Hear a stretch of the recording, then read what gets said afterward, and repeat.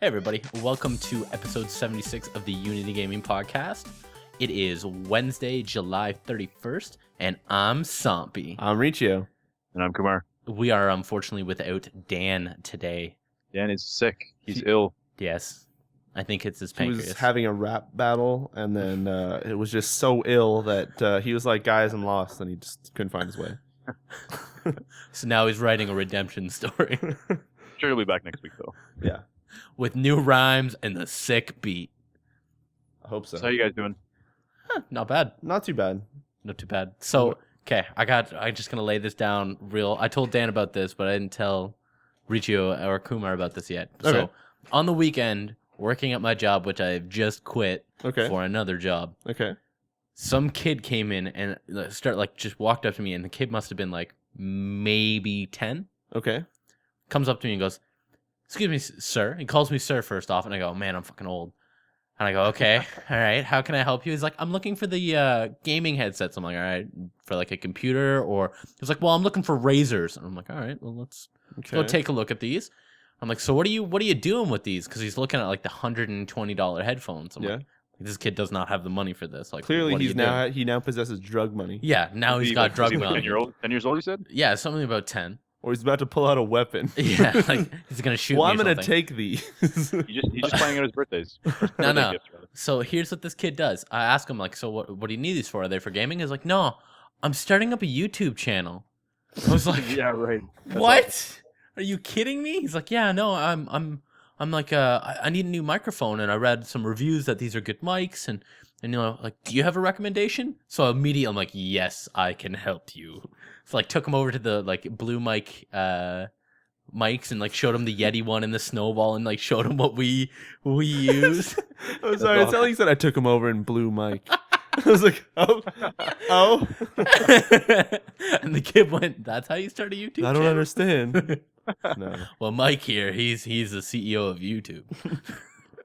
No, so like ended up showing him a couple of like the mics, like the mic we started with, and talked to him about software. And the whole time his dad's behind him, just like kind of like nodding his head, being like, "Thank you, thank you." I have no idea what you're saying, but yes. But like, so I showed him the webcam we use and like told him about how to set up software and stuff like that. And at the end of it, his father came up to me and said, like, "You just made my son's week. Like, thank you for that." That's awesome.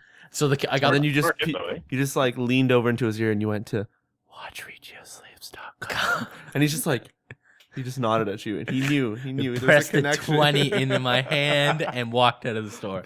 No, so it's just, I don't know. It was just really cool to have some little YouTuber up and coming. Little YouTuber. Little YouTuber up and coming. Looking to start shit. I just hope that his plan wasn't to go home and then start recording Minecraft, because that'd be a tough start for him. That's exactly what he was doing. No. It's Minecraft videos. No. So if you're listening to this, stick Dude. with your Minecraft videos and keep going. You got this, little dude. Riccio, why do you say that, though? Is it because there's too much? Like, it's just overcrowded with that stuff? Yeah, it's just overcrowded. It's just tough. I frequent the Let's Play Reddit a lot, and the second someone's like, "Hey, I just started a Minecraft Let's Play," everyone's like, "Oh, another one?" It's like, give him a chance. Maybe he'll do something fun. So I don't know. Yeah. So that was pretty cool to I don't know, lay down some knowledge, which is pretty sweet. Oh, you laid it on a little. Anyway, Riccio laid some pipe on the I weekend. didn't. What? No, He fixed his plumbing. No, actually, there's no that. He's got diarrhea. No. Oh, Jesus, no. He's got a clog in his drain. All that back hair. I've actually been cleaning a garden. Oh, really? My garden. Didn't you clean the garden last time? Have you been tilling a field? No, actually, Sowing your seeds? The outside of my house kind of looks like a jungle, and finally I've been working at that. Laying down the law? Yeah. But this is about Working video the games. land. It doesn't matter. What have you guys been playing this week? Hey, everybody. Welcome to Unity Gaming's Gardening and and helping customers. Gardening and helping customers. Well, our color is green, so I mean, Yeah. That is true. we're already halfway there. Yeah. So, Kumar, Want to start? Zombie, you want to start us off, actually? What have you been playing over the last couple of weeks? I don't know. I'm gonna probably only play the thing that I'm gonna talk about the thing that that you guys probably have not played. I've been playing Metal Slug. Oh, cool. I tried to play 5 minutes of that. Yeah, the Vita free one. I've been dying to get The PSP one. the PSP one. Yeah. I've been dying to get my hands on a Metal Slug for a while now. Yeah. So it's pretty cool to play it. That is a fucking difficult game. Yeah. It is punishing. Absolutely punishing. So you can only really shoot like forward, up, and back, and then like lay down, prone, and fire. But the maps are designed in such a way that there's always something shooting you, and you always have to be moving and running around, and it just gets fucking like bananas really quickly. Bananas. That's somebody who's. But the music is really good, and the pixel art in it is like phenomenal. Actually, how does it look on the Vita? Because like I haven't really played it since the PSP days. I feel like every time you load up a PSP game on the Vita, you're like, oh, resolution, and then you're just like, oh, it's not bad. It kind of crunches it a little bit. Yeah. Like it's not a perfect fit, but it's because it's a pixel art style game, it works. Like it just like that, like slightly skewed offset. Like it's not really crazy, kind of fits it. But if it was anything more than that and was on like a big like 32-inch television, I probably would have vomited blood. Jeez. So it's not bad. It's definitely worth the picking it up and trying it out. But it is not a forgiving game at all. You only have like 3 lives. But like all of them were like that though, right? Yeah, like all the Metal Slug games? All of them are pretty much like that, where it's 3 lives, and then you have a whole bunch of tanks you fight, and then you have like other guys that you can melee or shoot. I like the shanking. Yeah, the shanking's real fun, but like you have to be really careful because you die like super quickly. Like it's one hit. It's a one hit kind of thing. So like there's one part where I'm going down, like dropping down levels to go rescue POWs. And tanks are just coming out of everywhere, and you don't have time to kill them, and so they're shooting down at you as you're falling, and you're praying that you're gonna outrace the bullet. By the time you hit the ground, you're like able to run out of the way of it. It's super intense, but I don't know. I really like it. I think I played like 3. I want to say it was like the answer to Contra. Yeah, right. Like it was kind of that era and it was, style and. Yeah, it's kind of like post-apocalyptic-y looking. Like it's a lot of gray, like not a lot of grays, but like a lot of orange hues. And some browns and but like the tank designs that they put into it are phenomenal, as well as like the gifts. I wish I could just go into that game and just extract out the actual like art for those tanks, because they are phenomenal. Yeah, a lot of the art in Metal Gear Slug. Metal Gear Slug. And the Metal Slug series is awesome. Yeah, like all the vehicles pretty much. Yeah, all the vehicles just look phenomenal with them. They're all kind of like short and stubby, and they're a little bit bigger than your character, but they're so unique in their designs that it's really fucking awesome to come across them, because there's like a couple of artillery ones that look kind of like a tank that got sat on and squashed, but like a really big gun sticking out of it. And there's a couple of like really like stubby like sounds like a really weird description. Well, it's like not like kidding. Well, some of the other tanks are like really tall, but they have the tiny little barrel. Yeah. So it's like the opposite of that. It's like a really short, stubby one with a massive fucking barrel. Literally, if someone zones out, they just think you're talking about dicks now.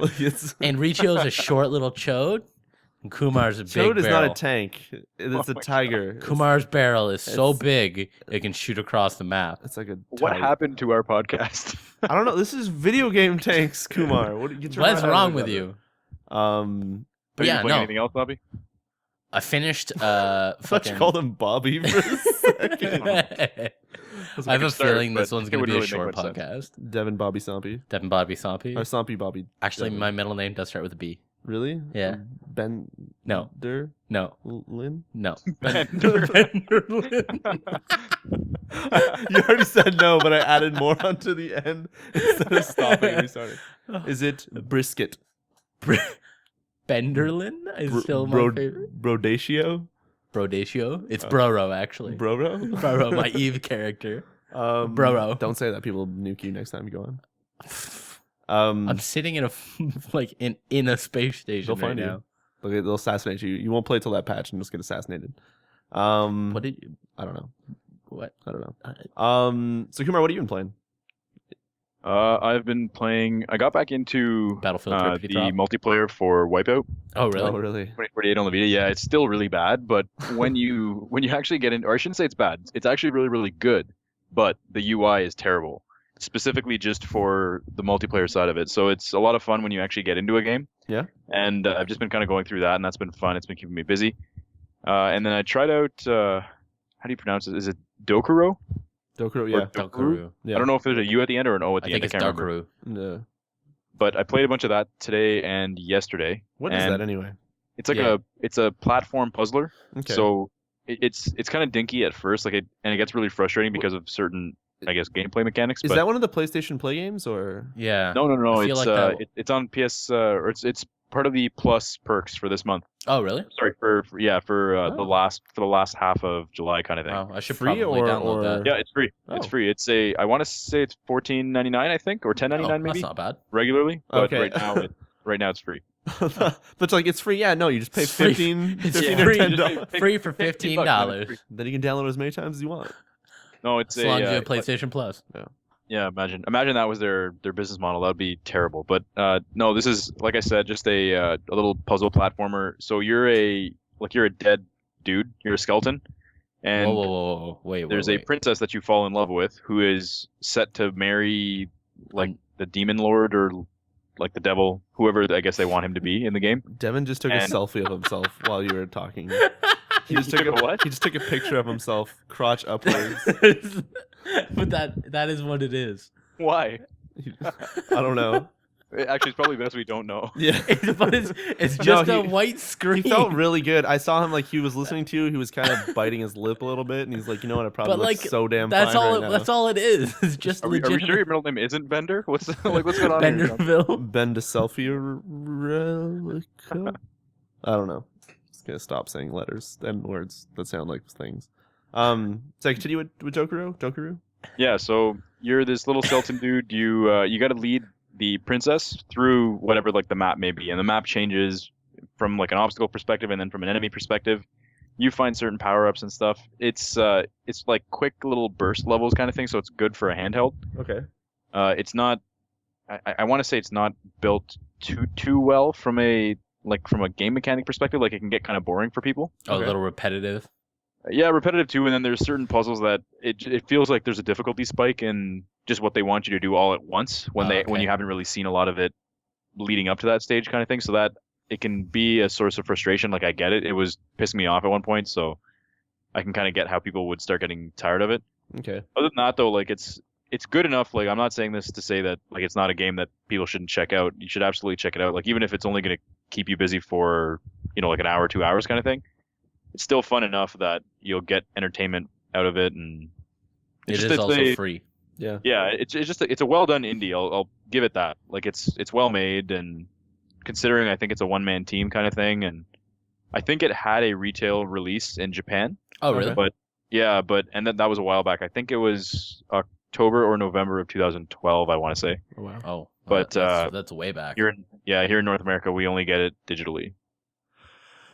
So I don't know how many people would have known about it. I got a big yawn. Sorry. Need more Devin sleep. is unpleased I need- with Dokuro. He's I like, need yeah, more apparently, sleep. yeah, I was just move gonna on.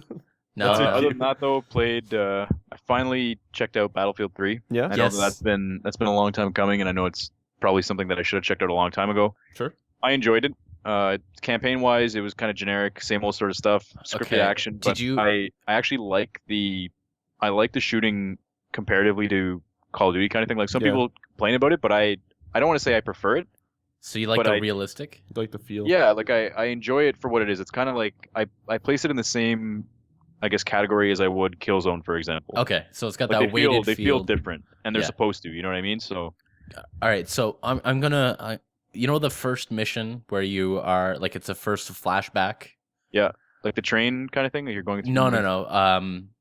Like the one after that. So the first real okay, mission, okay. not the Yep. prologue. The first real mission. Yeah. Yep. Okay, so the part. It's like you are like maybe fucking 15 minutes into that level, not even, and your first like a rocket attack happens where you've got the guys with the RPGs. Yep. So what ended up happening with me is that scripted moment. All of my AI companions ran to beside cars and took cover, and I'm like, all right, I'm gonna follow the guys who know what they're doing. As soon as I get to the car, it goes RPG, and this little hint at the bottom goes, you shouldn't stand beside cars when there's an RPG. I'm like, okay, all right, time to back away. Blew up. All right, spawned again. Like restarted the level. I am beside the car again. RPG blew up. I legitimately. did it autosave you right? It at that auto spot? saved me at the fucking moment where the rocket is hitting the car. Yeah. that'd If be- only I wish games did that, except for like had no loading screen, so it was literally just like, just like It's like in fucking. this endless loop. I got so be frustrated with it. So finally, I ended up being able to like do this weird jump slide like kind of across the ground, like sprint maneuver, which got me far enough away from the explosion that I didn't die. But my whole squad is legitimately standing beside a burning car, shooting at the guy. Jesus. It was like, so it kind of broke for me a little bit on like a couple of different points. They were taunting you. It was just, I don't know, it got really frustrating a couple of times where the scripting was just really like, I could easily point out, like walking down the hallway, I'm like, all right, guy's going to come from there, guy's going to come from there. All right, pull out the sniper rifle, let one of my AI dudes walk in front of me. All right, keep walking. Like it didn't have that diversity I was looking for out of it. Yeah. Which you should check out the actually I was gonna say, if you want, I can give you my game save just so you can check out some of the other missions, because they get, I want to say they vary up. They're pretty cool. Yeah, they vary quite extensively moving forward, kind of thing. Like I had issues with the scripting as well, so I know where you're coming from, but I enjoyed it after I kind of like I was able to look past it quite easily. Yeah, I think I'm on like the 3rd level or something like that. Okay. So I played a not bad chunk of it in one sitting, but I finally got really frustrated with it when I was just getting to the point where I would walk down the hallway and I could like clearly pick off, and I was playing on hard, and I could clearly pick off every enemy without having to reload my clip. Okay. Like so I was just kind of like, all right, maybe I need to play the Kumar way, just go on hard. Like I was on hard. That's the thing. I was on hard, and like. So it just wasn't. It turned into a shooting gallery for me. Yeah. And it didn't have enough of a story to kind of keep me involved in it. And so I said, "Screw it! I'm gonna go play Metal Slug again." So did you try out the multiplayer at all?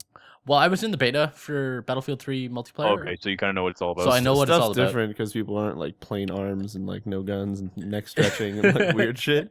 Yeah, that's sadly out of the game. Those were that not disappoints features. me.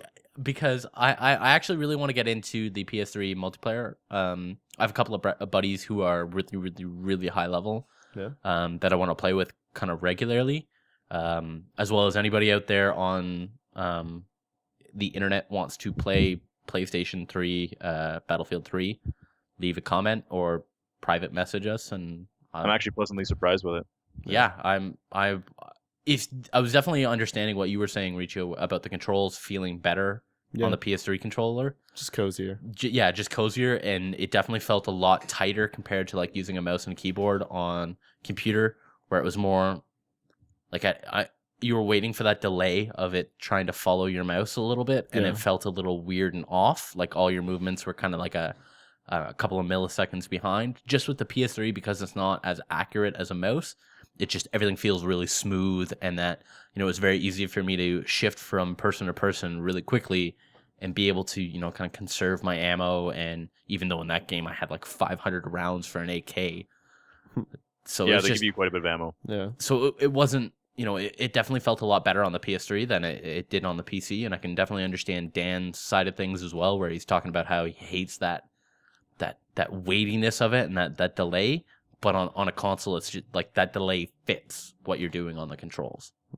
So I actually thought it translated pretty well. Yeah, I thought I was surprised. Like I didn't really know. I still prefer it on PC. I mean, maybe that's just inherently because I prefer a mouse and keyboard. But I was actually surprised that I jumped into a match. My first match, I think I took MVP second place. I want to say like second MVP, and then every match after that I was taking first.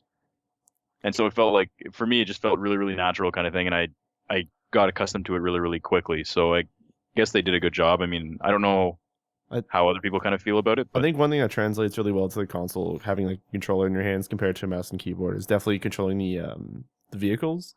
Yeah. Whether it's like a tank or the APCs or a helicopter in co-op with Kumar. It feels better. It feels... Don't even get me started on that. That was terrible.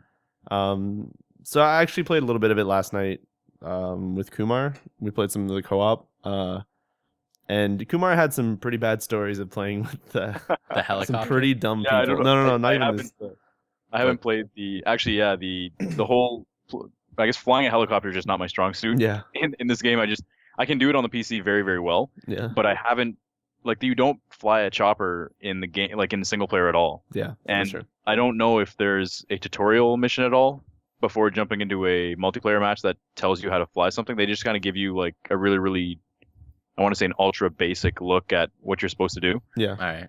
But that ultra basic look is too basic for me apparently, Okay. and I can't get the flying down. So I want to say I crashed twice almost instantly. So Within 30 seconds. are you that guy in the multiplayer matches that runs beelines it for the helicopter, No, takes no. off about a foot off the ground and jams the nose of it into the ground and then gets or into out? the closest teammate. No. Yeah, or aims for the closest teammate. I purposely stay away from vehicles just because I know that like I don't want someone else to think that I'll be the pilot or the driver or whatever. I'm better on foot, so You're good in the gunner seat of that Okay for that. helicopter. yeah. I've Um, got the shooting down pretty well, but the the piloting of those choppers is just not my strong suit. All right, so But- what I'll do is I'll learn how to drive a chopper really well, and that's it. And all I'm gonna do is drive you around multiplayer matches so you can kill people. Sounds good. So long as you're going to be getting assists and whatnot. I don't care. I don't even care if I get any points. I'm just gonna drive you around so you can get super high score, and that's it. But And then we'll go pro. going through some of those co-op missions, it's like I only went through those once on PC and then just kind of stopped. Never bothered going through them again. But Hella fun. playing some of them, yeah, it's hella fun. Yeah, it's some of them, like I think you were saying last night, Kumar. It's some of them actually have some sort of co-op feeling to it instead of just Yeah. you're shooting and your buddy's there as well. By the way, that mission But, that we were playing, actually, Sompy, you didn't see this, so we'll give you just a quick little synopsis here, Sure. and actually, I guess for anyone else who didn't watch the cast last night, but the mission is basically like you're elite snipers kind of thing, and Yeah.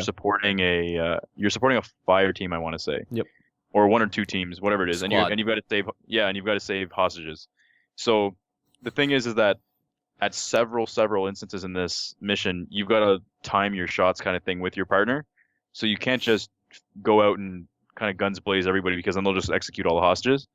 Wow, that's a That mission is disappointment. absolutely impossible to finish if you're not playing with Someone a friend Yeah. and you don't have or if you just don't have like voice chat or whatever the case may be kind of thing. But I tried it with other people just for the sake of seeing if it would work. Yeah, Yeah. no? It's impossible. It's impossible. Were Because they certain just like people- dropping fools and hoping you would catch up?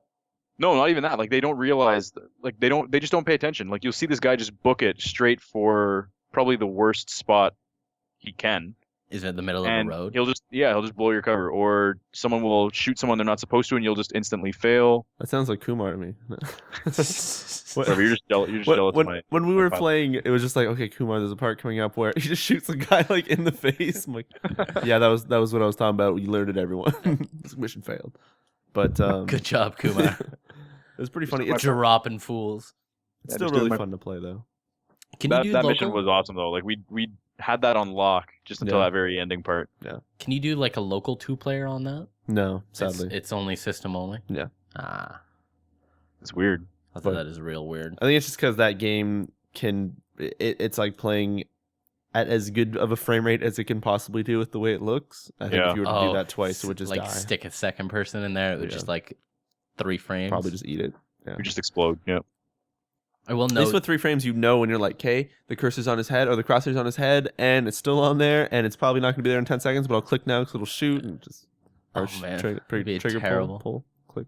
I will Fun game, note though. that I also cleaned out my PlayStation 3. Like I took the whole thing apart and cleaned everything out and put it all back together again. Why was it dirty as hell or what? Oh boy, Picture you like a gunsmith, just kind of like that's like that's piecing it. you know what I Nice actually did. laid out I table. you know my glass varnish or something. you know my glass coffee table. Yeah, I put a big towel across that. yeah. Put a big like anti-static pad over top of that, and Yeah. legitimately like this piece goes here, this piece goes here. Like did that, disassembled the whole thing like a gun, and then put everything back together. And then I did it to my 360. That's creepy. So they're both happy now. They look good. My 360 still sounds like a jet engine though. Yeah. Okay. You can get aftermarket mods for them where it's like dual ball bearing like fans that you can load into it. But my thought was, it's why bother? I think my favorite stuff is playing stuff on the PS3, and like when we were playing Last of Us, or just anytime I was playing Last of Us, being like, oh, it's loading, and it's like, you know, made a lot of sound. Then you'd be playing, and you're kind of getting into it. Then suddenly you just hear like, from like to like, just like, all right, whatever it's doing, it's working real hard right now. Something's probably loading. Well, do you know that you can actually stress test PS3 I fans? thought you were gonna tell me you could disable it. I was like, I don't want to do that. No, you can actually like set it to go through like a set of motions, and it's pre-programmed in the firmware to like test the fan. and if your fan doesn't work, it'll actually like it will brick your like not brick your system, but you have to get your fan replaced before it will actually work. That sounds terrible. And so like I think I can't remember what the button command is, but like I've watched a couple of YouTube videos where it's like up, down, left, right, like BA it just start. but it and circles legitimately for like start? set like you hear the fan going from like quiet to like jet engine Hmm. and then it like shuts off and then goes jet engine again and just like blows through your fucking wall and leaves your house. like I thought that was actually Holy gonna shit, happen. it's a plane. No, so It's the cell processors, they've linked. that'd be crazy. Yeah. What else do you play, Kumar? That's about it. Actually, no, that is a lie. Hold on. Oh, played, you're playing Saints Row right now, bro. I was just gonna say I've been playing more Saints Row. Just kind of going through all like the random crazy shit you can do on the side. It gets repetitive after a certain extent, naturally, kind of thing, but it's still just so much fun because the game is so over the top and ridiculous and colorful at certain times. Yeah. Like there was I don't want to. This isn't a spoiler or anything, but it made me laugh when it happened. There's a mission that you're playing as a toilet and you're running through like a weird like cyber world. Yeah. And but the thing is, it's funny because you're a toilet and you've got a floating like Mega Man blaster on your arm. So you don't see any arms, you don't see a face, you don't see a leg, like legs or anything. It's just this toilet bouncing forwards, with the seat kind of like flapping like a mouth. Yeah. And this Mega Man blaster that you're just blowing up fools with. Oh man. But I remember sitting there thinking to myself, I was like, this is the most mindless yet entertaining sort of thing that I've been able to enjoy this past little while. I really should sit down and play it. I have it loaded on the PS3 and on my computer, and it's just sitting there. Should probably play the computer Take your pick, man. I'll play whichever one you like. PC, it's gonna run way better. Yeah, that's true. Actually, that's one thing I will say is that the frame rate is garbage on the PS3. Yeah. Oh, that's brutal. Terrible. Actually, one thing that I want to mention before we go on to Riccio's massive pile Of poop. No, it's not poop. I've been as I've said on the podcast before, I've been playing a multiplayer match of Civ 5 with my roommate. We are now up to 37 hours of a single match, and it's a 2-continent kind of map. Okay. And there's one huge one that me and my roommate are on, and then there's another like decently big one that's got about 3 or 4 different civilizations plus a whole bunch of city states on it. Okay. We've officially conquered the whole our whole continent and have made a beachhead of 2 other cities on the other guy's continent. Shit. And we have in their faces. Well, here's the thing: is we made peace with them, but they're all currently totally terrified of us. So we've just been demanding things of them, like give us your gold, and they're like, no, give us your gold. And they're like, okay, or you can threaten them with war if they don't give what you want. So I demanded a city, and they gave it to me. Darksiders, you just fucking sick them up. Gave you war, bitch. But yeah, no, that game is pretty fucking amazing. And so how many movies or TV shows have you watched during 37 hours of a single game? I watched the whole series of Sons of Anarchy. Jesus. I actually have no idea what the hell that show is, but I've heard that about show it a is lot. really fucking good. It has a lot of really good actors in it, actual Hollywood. I call them B-list. They're not A-list celebrities. It was a reality show. No, Sons of Anarchy is not reality. Isn't it 2 brothers and they're rich as fuck's their dad or something? No, what is that? Is that something else? That is something completely fucking else. I gotta find that one out now. Okay. Sons of Anarchy is following this motorcycle club. Okay. And so that also spiraled me off on this crazy Wikipedia tangent. You just got lost. I got lost for 4.5 hours reading up on motorcycle bikers and different stuff like that. And then lo and behold, the next fucking day, I'd pull out of my driveway and start driving, and a fucking crew of motorcycle guys with their they have this thing called a cut, and that's their vest with their patch on the back. And so that's how you know they're in they're called MCs or charters. Yeah. And this fucking 30 of them drove by, and I immediately slowed down to the speed limit and stayed as far away. Your steel pipe and then road rash their ass. Oh God, no. No? Okay, oh damn God, it. no. And they're all from British Columbia, which really weirded me out. So they're just doing some crazy cross country thing, or what? Maybe, or they there's this thing called patching over, and it's where one motorcycle club gets absorbed by another bigger motorcycle club. Okay. But they don't have to be in the same geographic location. They can just be so you might have something on the East Coast gets patched over by the BC bikers, and it's just them asking for support from the bigger motorcycle club, but in the process they lose their patch and become part of this bigger club. So it's I don't know. There's there's all these like crazy fucking like weird laws I feel like that people like get skinned in the process of that. Just like no. Well, they actually tattoo of that biker gang off your arm, bro. Well, like here's the thing: if you leave the club, all the ink that you have that's for the club has to be blacked out, or they'll kill you. Wow. So like if you get like those big like back tattoos that some of the bikers get, if they leave the club, they have to cut that out or get it blacked out. When you say that there's like a charter driving by your house or whatever, or your apartment or whatever, just I imagine now that's like whenever you see like those older people who just happen to have like a lot of motorcycles and they'll hang out, just got a cheery old group of like 70-year-olds on motorcycles, but like the second one wants to leave, it's like, I'm gonna fucking kill you if you don't take that goddamn tattoo off. See ya, Sharon, and just like walks off. Like, I'll bring you cookies tomorrow. I'm still on for that barbecue. I'm gonna fucking murder you if you don't have that goddamn tattoo gun. Funny thing is, I'm sure they're all like bros from like, way back. They're all totally bros from like way back. Still murder a motherfucker if he doesn't know. But it's like, that's actually what it's like though. Is like if you leave the club, then you are this giant exile that like. If they see you with ink on or like wearing a cut, they'll kill you. It's messed up. Actually, kind of funny. Speaking of bikers, so when I first started working at the Source, little retail boutique, here in Canada, good old Canada. The Source is in America as well, I believe. No, actually, I don't know. I don't think they are actually. They expanded to the United States.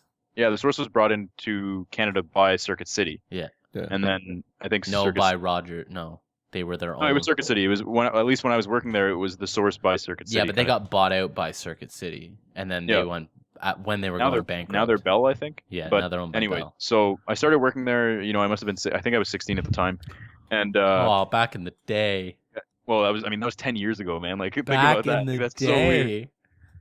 But yeah, so this dude comes in, big like typical biker kind of dude, like big belly, crazy beard. Like tatted on his arms, like on both arms from shoulder right down to his like knuckles kind of thing. Yeah.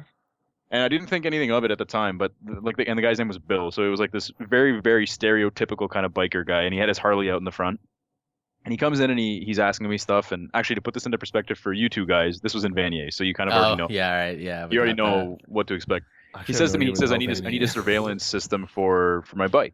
And so I'm going through all the options with him, and I find him one, and he likes it, and I'm like, okay, cool. You know what? We don't have it in store, but we can ship it directly to your place. Yada yada yada. I go through the sale with him. As soon as he leaves, my manager comes up to me and he's like, "Don't ever make that man angry." And I'm sitting here like, "Why? What do you mean?" He's like, "He runs the entirety of the Hells Angels. He runs the entirety of," and he names off like 3 or 4 other charters, like main like main kind of biker gangs, if you will. And it was funny because every time the guy came in, he was the most friendly kind of dude you'd ever see. But then as soon as he brought his bike up, it was like there was this different level of passion that you'd hear in his voice. And he'd actually tell people that he told us that he was going to strangle someone if they ever did anything to his bike. Wow. I imagine him like just, thanks for helping me. And he like drives off and there's just like a corpse behind the bike. Just like being dragged. Dangling from the back. He was a nice guy, though. I mean, he still like very, winks very at you and dude. gives you a thumbs up. Kumar's like, he tipped me a finger. It had a ring on it. Oh man, yeah. So I've been really like hardcore like researching motorcycles. So it went from fucking post-apocalyptic stuff to Eastern European stuff to the 1400s in France, Italy, and Britain, and now I'm up to motorcycles. Well, since you can't time travel, I'm expecting next week that we're gonna have a podcast and you're gonna roll up on a motorcycle and be like, "Hey, you guys want to join a club?" Your voice is gonna be super deep, dude. It's like, "You guys want to join a club? You just gotta kill him, motherfucker." The what? He shows up with Unity tattoos all over him and everything. You guys want to join Unity? I started the MC. I'll fucking knife it into your arm. Actually, you're already tattooed. How am I tattooed? You're on your shoulder. My shoulder? How did I? No. Stab you with a pencil. Oh, I was led to I'll get you believe, inked. I don't know. Oh, I'd have to stab you with a pen then. Don't do that. So, Riccio, what have you been motorbiking? Motorbiking? Oh, Jesus. I've actually gotten way too into a free-to-play 2-game. Warframe. You're still really into that? Yeah, I'm still really into it. You were hooked on it a little while ago too, right? I was hooked on it. Well, I was in it when it was in closed beta, but it was just kind of like for some reason, I played it for maybe 2 hours at that point. I was like, you know what, this plays really cool, but I didn't have anybody to play with. So I was like, that was really cool. All right, uninstall. Or not uninstall, I just left it there and just never went back to it. And then I think about a week ago, I started up playing it, because it's been free to play on Steam for a while as well. And I bought a $10 starter pack during the Steam sales. Steam sales, yeah. So I kind of got back into it. And getting back into it made me pull in a few other people from my channel. So now I think there's maybe like 8 or 9 of us playing, maybe a bit more.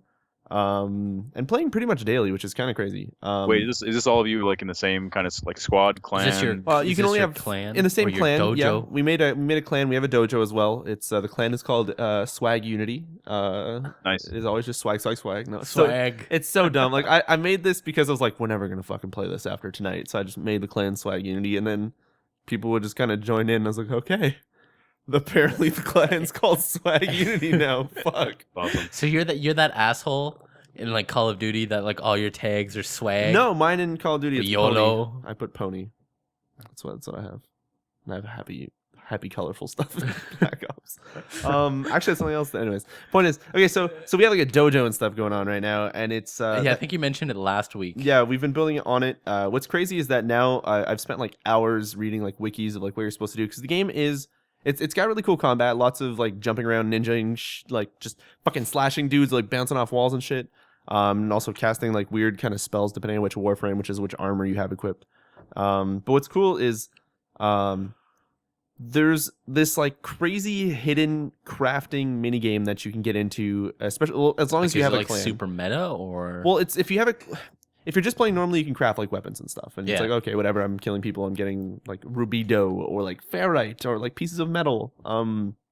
They can range and type of rarity, so you have to kill that dude, loot his pocket. He's just got a mineral there. Yeah, it's like, yeah, perfect. Thanks for this rock, bro. But no, the thing is, like sometimes, even just crafting certain things, because depending on what solar system you are in, you get different items. So it's like you'll have the one that you're always gonna get like 500 of when you do a run or something. Right. Another one you'll get like 200 of, and then one that you get only 1 of. And so you're trying to craft a sword. Sometimes it's like, okay, you need 3 of that item, so you end up running like the same levels over and over, but because you're like a space ninja, you're almost just like flying through those things at such insane speed that a run can take like 5-10 minutes maybe, and it still feels really cool because you're just full on sprinting, just slashing through dudes and people slicing into pieces and shit. It's really cool. But no, so once you have a clan, then you need even more stuff, and then you need to get a shit ton of the little minerals. Okay, so does a collection differ between your clan and you, or is it just one fucking pool? You contribute towards it. Okay. But in the clan, you can build a box which you can store stuff into, but that requires materials to make that box. But what's crazy, so when you have a clan, you just start. You're in a great hall, and there's 2 openings. You need to choose to put a room on those openings and completely fuck yourself over, because then you can't build hallways, or you build like T hallways or like cross hallways, so you can have more places to like branch off towards, or you build elevators and go upwards and shit. But each one of those things, like hallways, require resources, but you'll need like 3,000 of each or something, or like 1,000 of each, and then you'll need this. Is it like a space station dojo, or like I'm trying to grasp where this thing is located? It looks like a space church, but for killer ninjas with glowing everywhere in space. All right. Awesome. I'm just trying to like comprehend where the fuck you are making this. Just in space. It's a space station. Okay. All right. That makes sense now. So you need one certain item called a forma, and this is something you can spend like it's 20 platinum, which I believe is like, I don't know, $2 or $1 online to just real money to grab that item. Or to get this, when you log in every day, you can randomly just get one, because you have like a random like, oh, congratulations for logging in today, here's a little gift.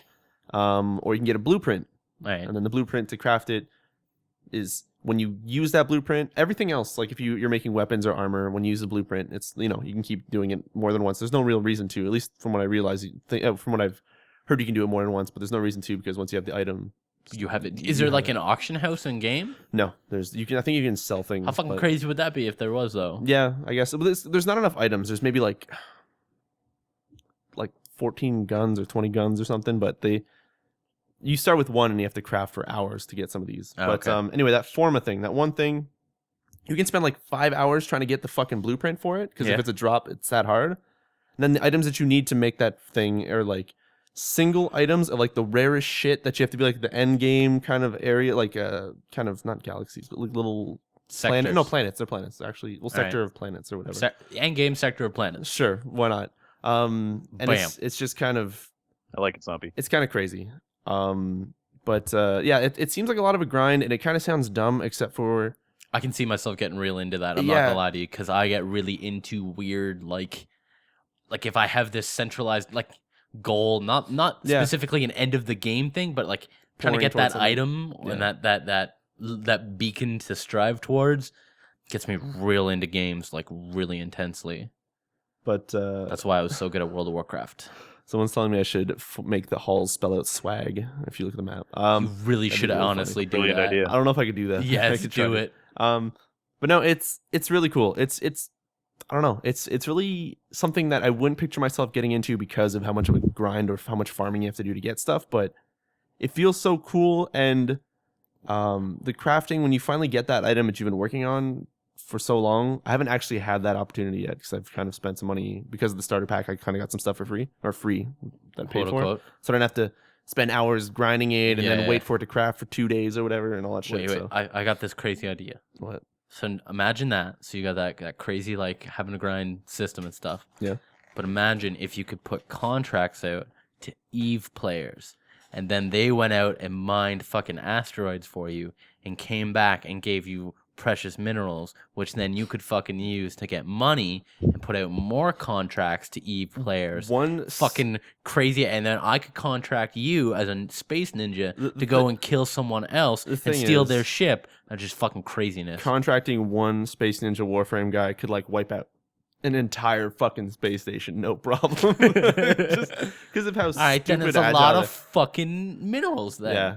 That'd be crazy. It's a lot of fucking isk. And you could like call on a nuke, and then like the dudes in the ground forces could like aim a tank upwards and shoot like I don't know. Shoot another tank at the nuke. Yeah, and counter like, or you rocket jump the tank into space to block the nuke. I don't know, stupid shit. But no, anyways, Warframe's really cool. I spent like a stupid amount of time into it. It's pretty cool. I want to play way more of it, and it's just neat. I'm finding myself being addicted to like really, really random shit that I didn't think I would be super into. Just get into Warframe then. I don't know. And I guess if there's anybody out there who wants to be in part of How long are the runs though? Like a level? Yeah, how long is it? Like starting. If I were to fucking start like tonight when I go home, it depends. My McDonald's and I get unchanged in my fucking boxers and I'm sitting in front of my computer and I start up Warframe. When I take my skin off. It depends on how you play. If you play like Dan does, where he's going to crouch walk a level and fucking pistol things, then you're gonna spend like 20 minutes a level. If you play the game like I feel is the proper way to do it, which is sprinting and like fucking sliding into people and ripping them apart and just like as fast as you can trying to get headshots and just murdering your way through shit, a run could take like maybe 5-10 minutes, maybe 10 minutes max. All right. But it depends. I mean, certain levels will last longer. Where I'm at right now, I'm in the Earth sector, and a lot of the levels are like, hey, you have this little machine. Earth sounds familiar. You put a machine in a computer, you have to do it in 3 different places, and you have to like defend for like 2 minutes. So those can take longer. But that's not bad. It's hectic as fuck, and it feels really great in 4-player co-op, and that is really sweet. Can't wait to play it on PS4. It's gonna be comfy. Do you want to fucking just prompted me that the talk about Terra and Earth and Earth linked to Terra, which linked to Space Hulk, is getting a fucking remake? What's Space Hulk? Are you fucking kidding me? No. I was just about to ask you the exact same thing. Oh my god! Okay, Space Hulk is a fucking game from the Warhammer, 40K. It looks genre like of games. Like a giant space marine. Yeah, it's a space marine game. But what it is I even have these and I have them at home. It came on 6 floppies. Okay. And it was like a little fucking like diskettes? Yeah, like floppy diskettes. And it came, and like it was a game that I used to play as a kid, fucking back in the day. And Steam just randomly was like, "This game you might like, Space Hulk." I'm like, "Oh, Steam, do you know my childhood?" For a second, I thought you meant like Hulk, like the green dude. No, in a like spacesuit punching things in space. I would have been interested, but now I'm just. It's great because it fucking blew my mind that this game was getting a remake. I did not know that it was. That's kind of nifty then. I'm gonna frame those floppies. Baller. Diskettes, right? I don't know. You mentioned you were in like some biker gang now. Now I'm afraid that you have like cut up pieces of people. I like to cure living a double life. Yeah, I live a double life, a triple life. So I'm a biker between 3 a.m. and 2 p.m. After that, it's just civilization and reading up on biking. Yeah, and reading up on biking and the proper etiquette of biking. Making sure he's in the know. I don't want to disrespect anybody. So I also kind of went back to Black Ops 2 a little bit. Black Ops 2. Black Ops 2. The new maps in that game are actually pretty sweet. Are they designed better than the original? Some of them do. But the thing is, like, I haven't played it enough since they've been out and had them come up to enjoy them, because now every time I go into them, like, oh, this is a cool new map. You don't know the corners, and you end up getting like demolished on those maps. Because everyone else knows them so well. Yeah. So they look cool and they look like they could be really fun, but I don't know them enough, so I've had terrible times on them. Yeah. All right. But they're really cool. They're pretty neat.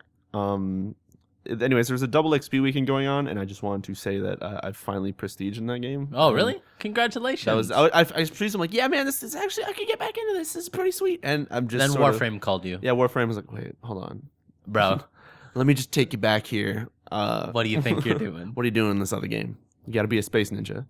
But I'll probably play a bit more of it. But I don't know. It felt weird. Like I finally hit the max level. I'm like, I guess I get prestige, but I don't know. It's still really fun. And I find that game is really cool if you're playing with friends or just like somebody to talk to, because you end up zoning out and you're just kind of like, it's Dan's theory of friends in games, I think is what he called it. Yeah.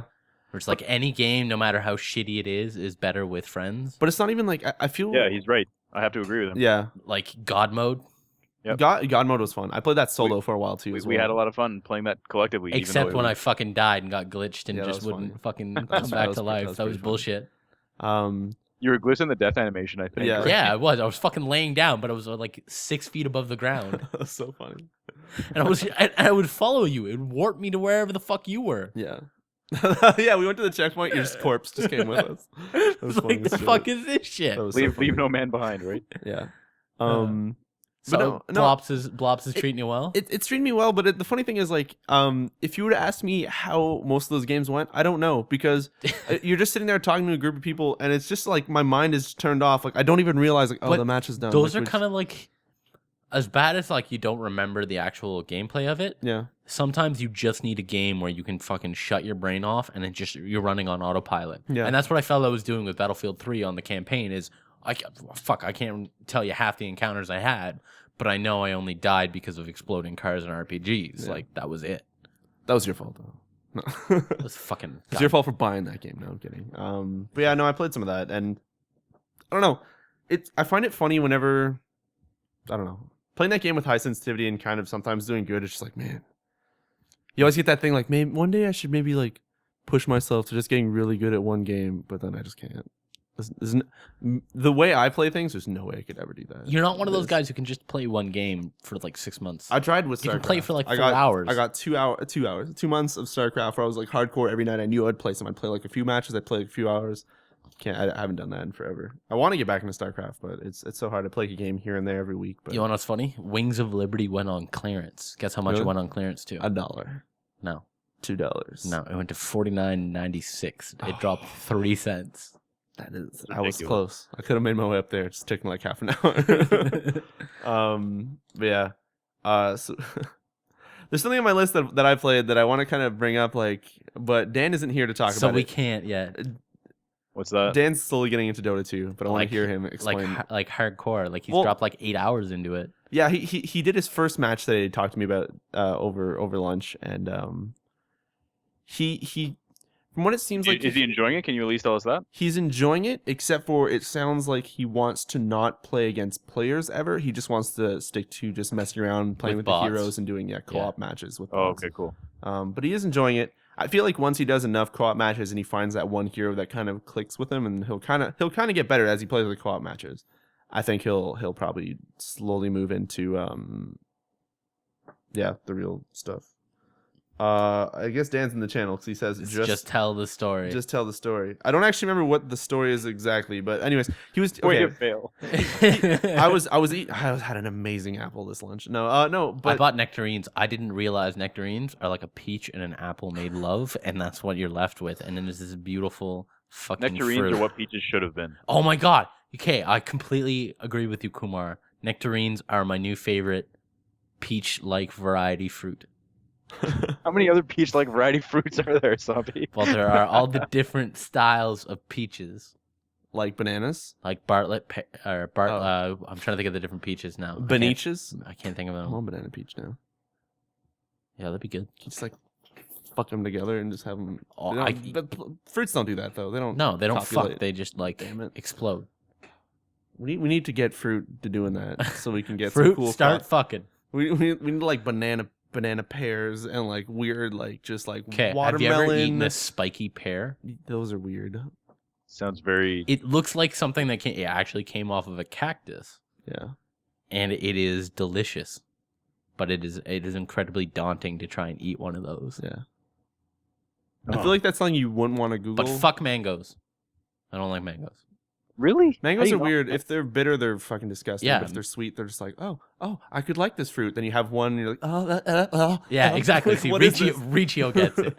If it's perfectly ripe, which is very fucking rare, they're great. Yeah. But if they're fucking a little bit underripe or a little bit overripe, it is like putting fucking horse anus in your mouth.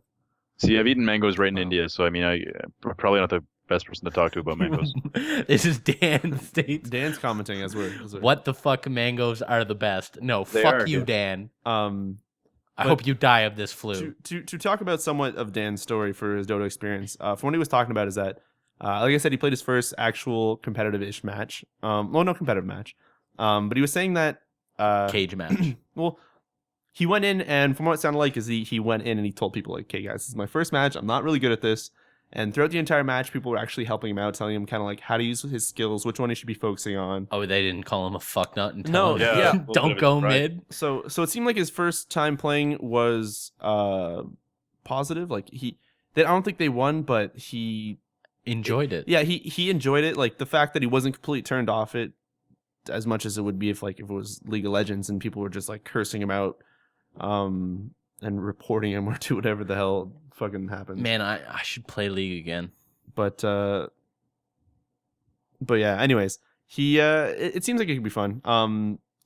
His hero that he seems to be leaning towards right now is Skeleton King, and I was telling him like, there's like a lot of support people, so you can end up healing or buffing people and kind of not having to worry about being the one doing most of the damage. And he seems to kind of lean towards enjoying that. So we'll hear what he thinks after playing maybe some support classes or doing some more cooperative matches.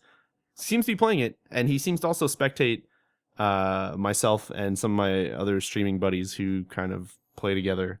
Is that more just like kind of get like a feel for what you guys or how you guys play kind of thing, or what?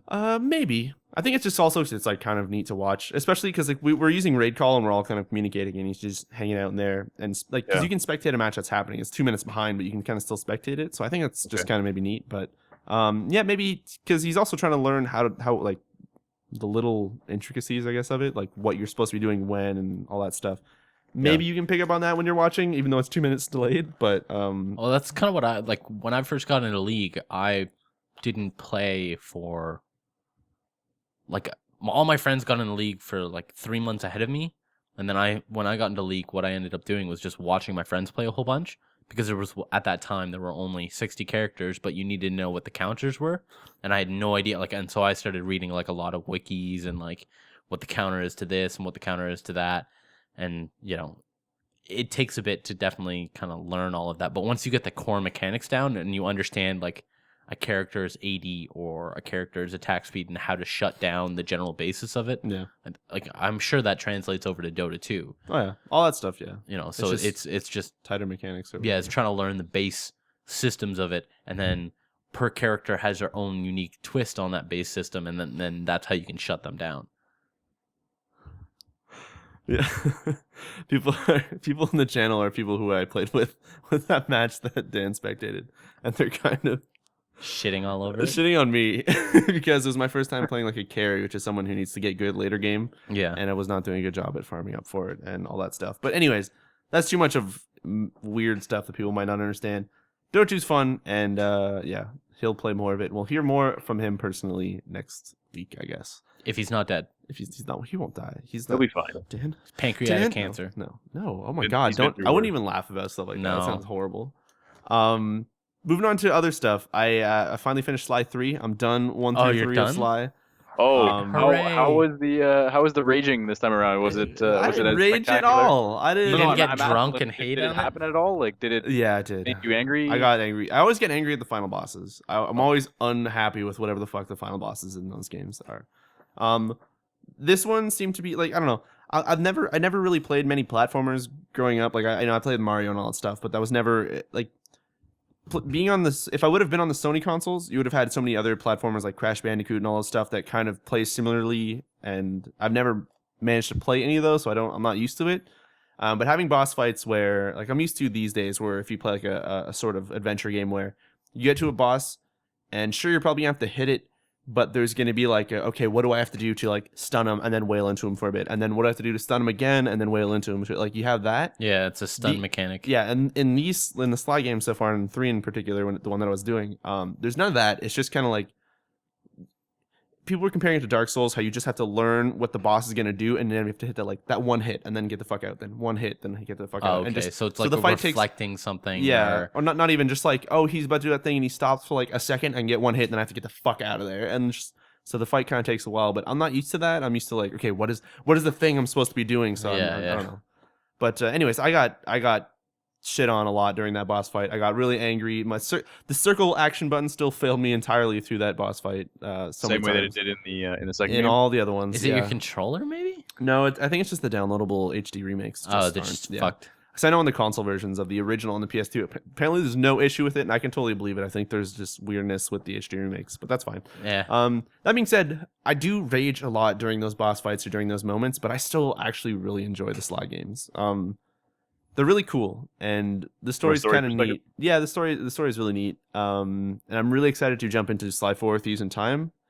Have it all downloaded now. I'm probably gonna start it for the first time ever on Friday. Stream that one too, like fully through. You need a bigger hard drive. And I do need a bigger hard drive. I can help you hook you up with that. If you can get one for cheap, possibly I'd be up for it. I can get a 1 terabyte for like $49. I don't need a 1 terabyte. I won't be using the PS3. You're gonna pay the same for a 1 terabyte as you will for anything less, though. Yeah, I guess so. Unless you can get me a smaller one for cheaper than that 1 terabyte, possible. We'll figure it out. But we could talk, Devin, because that would be helpful. Because actually, what ends up happening on stream, it's like, oh sweet, we finished Sly 3, gotta delete it. Then it's just like, oh okay, so I'm gonna go download Sly 4. It's 16 gigs. That means I need 32 to be able to download it and for it to install, or just for it to even let me download it.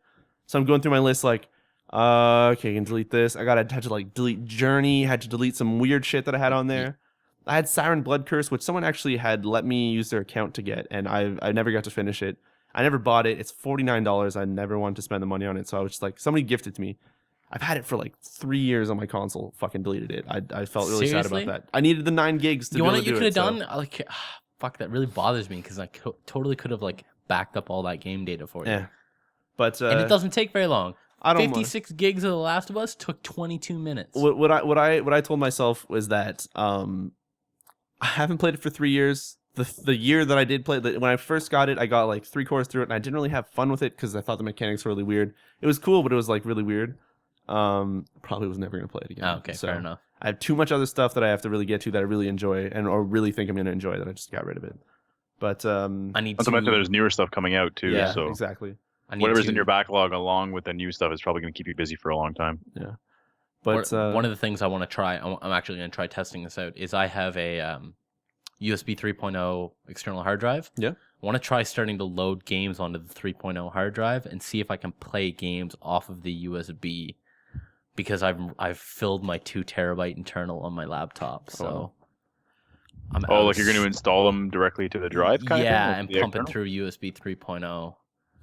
I don't know if that'll work. I don't think it does because it looks for files in the registry.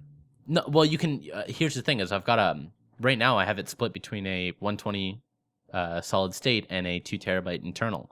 So regardless, it's still putting things into the registry. I still have space on the solid state, but I'm out of space on my internal. Oh, okay. I kind of want to bring something up that is more of a shout out to somebody who I think is awesome. Thanks, Riccio. I don't know. This is gonna be really weird and a bit tangential. MCP. Yes, MCP. Okay. Thank you, MCP, for being hold on, wait. So the reason I've been able to play through the Sly games is MCP actually started out with the donation that he sent me via PayPal. I was like, you You're gonna spend this money. You're gonna play the fucking Sly Cooper games. It's gonna be great. He said it in a much nicer way. I was really hoping he had like angrily No. like that and had a picture of him pointing at the camera. No, and he's been responsible for a lot of the games that we've been able to dry run and all sorts of stuff that he's been gifting us. But it was his birthday this past Monday, and I just want to like go out of my way to explain, not out of my way to explain this, but just to bring this up because it was his birthday on Monday, and he wanted me to do a stream where he was giving away games to random people on my stream for his birthday. He gifted so much shit out too. Yeah, which was really cool. MCP, you are a gentleman and a scholar. And just to even add on to that, Kumar, he was telling me at the start of this this podcast to check your own Steam. So I don't know if he sent you something, but maybe take a look at it. Check mine? Yeah, right now. So just to bring that up. But I just want to say that dude is a super crazy, generous dude, and I want to semi-wish him a happy birthday. It's like the third time. Happy birthday, I was casting on MCP. Sunday for his birthday, but then he fell asleep because he was getting some rest for his actual birthday on Monday. And then I casted on Tuesday. You were getting ready to actually celebrate. Yeah, and then on Tuesday, which was when I was able to cast, I wished him a happy birthday again, and happy birthday again to you, sir, on this Wednesday. MCP, thank you for being awesome and being such a contributor to our channel, and just generally being kick-ass. A swell dude. Thank you very much and for playing everything. a shit ton of Warframe. And playing a shit ton of Warframe with Riccio. Yeah. But anyways, yeah, so Kumar, if you check, let us know. But oh, it's Bleed. He gifted me Bleed. Oh, wow. It's a crazy random minigame. Nice. Give it a shot. I've never heard of it gifted before. me 10 million, I think is what it's called, which is like a runner. And I was like 10 million what? Okay, but yeah, I know that, that kind of bejeweled like mishmashy runny thing. Yeah. That game is fucking sweet. It's pretty sweet, yeah. Yeah, no. So I just wanted to say big thanks, and I'm really enjoying the Sly series, dude. God, don't. The last thing I gotta talk about is something that came out today, and it is fucking awesome, and we're gonna have a drive around of it for sure out sometime soon. It gave me a headache and gave you a headache, except for I had a headache kind of before that. It just kind of made it huger. But it's a game that came out today called Rise of the Triad. It's available on PC. I don't think on anything else, but I could be mistaken. The game came out like back in like way back. Yeah, it was a Wolfenstein mod or something. Yeah. What's funny though is so it's the same thing. It's a very old school shooter. It reminds me a lot of like the Serious Sam games where it's just like, okay, you have a gun, fucking shoot things. As well as it has fucking random coins and like crazy fucking platforming, but it has all those Doom like hidden rooms. And, like you drop them behind doors. The only thing it's missing is you searching for the rooms with like hitting the button and having to like that's what I missed. That's not in the game, sadly. I really wish. Sure, you can mod that in. Probably mod that in. But no, what's really cool is it plays a lot like one of those old school games. What's weird is that you start with a pistol or two pistols, and it's unlimited ammo. You can get an assault rifle, has unlimited ammo, but it's I don't know. It's so much fun and really dumb, and the whole thing is to just go through levels as fast as you sort of can because it's about a time limit and score. So to combo things and to pick up the coins and find the secret rooms and all that. But it all goes so fucking fast. Like there's no sprint because when you hit W, you're going like quadruple time sprint in any fucking game that you've ever seen before, and it's so much fun to kind of run around and pick up rocket launchers and blow people up and kill yourself repetitively. Kill yourself repetitively. But one thing that's really funny that I didn't know was in the game, and the first time I picked up the rocket launcher, I shot a guy and his fucking eyeballs bounced off my screen, and then like I didn't know what to say. It's pretty amazing. Yeah, it was something out of the original. Yeah. If anybody played the original, like it was I think it was Apogee who published that game. Yeah. Is it Apogee or?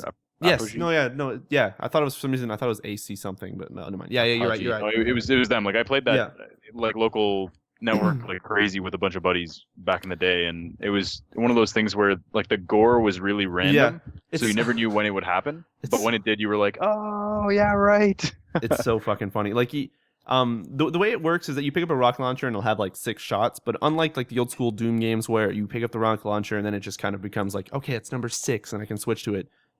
This is like you use the rocket launcher until you're out of ammo and then it's on the ground, like it's gone. So you kind of switch between pistols. You'll automatically kind of like run over a gun and it'll pick up like a rocket launcher. You start blowing people up as fast as you can because pieces of them are flying everywhere. Their eyeballs are like hitting fucking you. Brains Your dude's are just like yelling shit. Like it's so dumb. There's brains all over the place. That's another thing. Everywhere. It's just like whole brains are just scattered like everywhere. Jump pads and all this just this crazy shit, and it's really fun. It's really hard, but it's really fun, and I'm actually surprised for something that was $15. I was like, you know what, this looks really nifty, and I'm kind of a fan of the old school type games that are just You like. play the original at all, or No, I've never actually played the original, Okay. which I'm kind of Maybe I sad can about see if I now. can track that down. But I have it. I mean, I can give you the copy of it if you want. Oh, cool. one thing that's really neat though about playing the I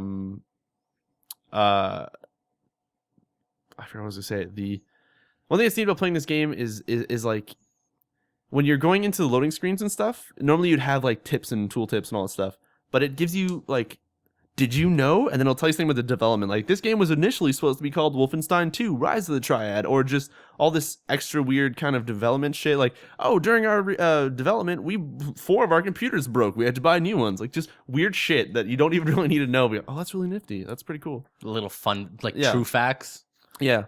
So one thing that I have heard, if you check the forums right now, there are ungodly amount of pages and threads going like, this game's not running like properly, it's skipping every 3 seconds, it runs like shit, like what the fuck is going on, there's mouse smoothing and shit. Like I played it, I had no trouble, I didn't even have mouse smoothing. I was getting ready to like open up my ini file and go to the B mouse excel 1, put it to 0. I didn't have to do any of that shit. There was no mouse acceleration for me, so I don't know what I even turned VSync on, and normally that adds like that weird sort of like laggy mouse shittiness. It wasn't there, so I don't know. I think maybe it really depends on what kind of system you're running, but some people have way better systems than me, and it was running worse. So I don't really know what you. Weird. I think maybe some dude was developing it, had the exact same shit inside their computer as I did. Fucking fantastic. I don't know, but yeah, Solving the problem. Rise of the Triad is pretty sweet. So shall we roll into some news? We shall roll into some news. And I'm gonna leave that for a question for later. Somebody just submitted one. All right, so going on to news. Somebody managed. Oh, actually, somebody. No. Let me. Hold on. Before we go into that, still playing SMT4, Shin Megami Tensei 4 on the 3DS. Yeah. That game at some point, like 8 hours in, you get to an overworld map where you're in a place almost at the town. You're in a town, and it suddenly goes from like, hey, when you start the game, you have a town map, and then you don't move around. There's just like, hey, do you want to go to the barracks? Do you want to go to the church area, or do you like? So you just kind of, you don't move. But at one point, that's scrapped, and it's just a fucking map that you run around. Oh, really? And I've been stuck in this area. I'm supposed to find one demon to fight. I've been stuck in this area for probably like 2 hours now, just looking. Apparently, I spoke to a friend who's been playing it. I'm looking for a fucking staircase, apparently, that I cannot find for the life of me. Run around for 2 hours just murdering things. So, almost getting really frustrated with that game. But having bought like the first run of it, it came with a short strategy guide, which I'm trying to look for, but I can't seem to find it. No, I think it's thick ass strategy guide, which is apparently the first 30% or something of the game. The fuck? I need to open that shit up, and I think he was telling me page 73 that I have to go to and figure that shit out so I can stop getting angry at that game. You know what's funny? I've never actually used a printed strategy guide ever. Yeah, me neither. Like, just thinking about it, like back in the day, I had friends who got like PC Magazine and they fucking used the strats and that.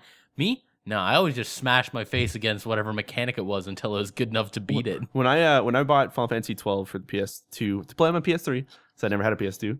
One of my friends was like, hey, here's a strategy guide. Like, you can use it. It's like 400 pages, like fucking thick as shit. I'm like, oh, sweet, thanks. I put it on my table. Never fucking open the goddamn thing. But like, I feel terrible, but I never open up that thing. Isn't that like just you talking about the strategy guide just made me realize I've never ever fucking used a strategy guide in my life.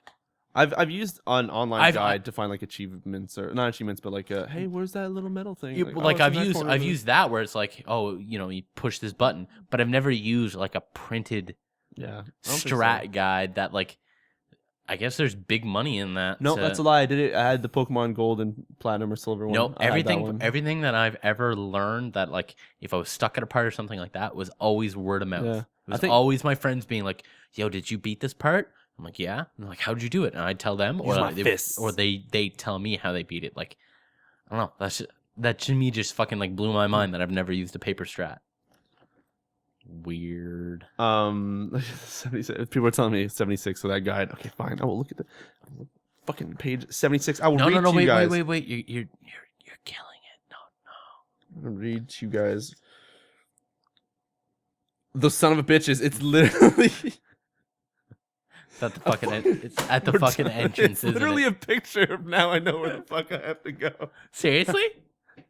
There's 4 pictures on the screen. There's text. All right, fuck that shit. All right. Anyway, I'm gonna go into that after and have some All fun. right, so I'm gonna start laying down some news. All right, so Dark Souls is now harder with a user-created first-person mod, and it looks disgusting. Somebody went ahead and modded the PC version of Dark Souls to have a first-person mod, and what happened is they that like crunched their arms and like. Wait, was this like purposely just to be like a gag mod kind of thing? Like just I think he was actually trying it out to be something serious to see if it would work. Oh God! But pretty much whenever like Skyrim, I guess. Yeah, whenever you're customizing your character, you can kind of like tweak like, hey, do you want a big head? Do you want a big chest and all that stuff?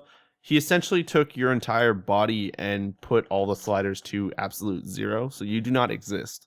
But your gloves and your weapons and your boots or whatever the fuck armor, like weird things that are like your floating, your extremities kind of still exist, like your sword and shield, and the camera is now positioned where your character's face would be, and it is just the glitchiest, most like. And like when you try and lock on someone, the camera fucking like spins. And... Yeah, it's not because like the camera's supposed to like automatically look upwards, but it fucking like snaps, and like you turn around and it doesn't like smoothly turn. It just snaps back because I don't know. It's your not head properly just, made, like, but snaps around. So it doesn't work well. Yeah, No. it doesn't really work well, but it does make you think of how fucking crazy a Dark Souls game would be if it was first person. I would not be able to deal with But that. like I think. he like just the part that was actually working well is like there were 2 skeleton archers up top. Yeah. And like he had to time it based off of viewing it to put your shield up, but when his shield was up, he couldn't see the character, so it was like It's terrifying. this weird conundrum of like, all right, wait for the hit, all right, run a little forward, put it up, like, I don't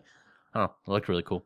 But besides the like crazy weird arm hand things, no, just floating gloves, no arms. floating gloves, no arms. So one thing that's also cool is Nintendo apparently said that by the end of this year you'll be able to purchase things on the eShop, which apparently also the eShops are supposed to merge. The 3DS one and the Wii U ones are supposed to merge at some point, possibly. But apparently you'll be able to buy purchase things from those shops via a smartphone or like a browser on a PC and stuff. Cool. So it sounds like they're finally making steps to be like, hey man, you have an account. You don't have just handheld hardware and all that weird time. Stuff.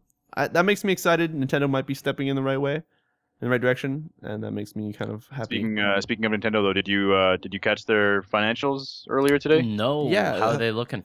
They are in some serious shit. But didn't they say they made 88 million off the Wii U despite it selling like garbage? The company's got just shy of I want to say, and anyone in the chat or anyone who's listening, correct me if I'm wrong, but last I looked at their financials, they have over 5 billion just chilling in a bank, and then they have just as much, I think just as much or a little bit even more in like very very like simple straightforward bonds that they're just liquid investments pretty much, like they can cash them whenever the hell they want. So they got 10 put billion. them in the most positive sort of light you can. Say they've got 10 billion of liquid cash.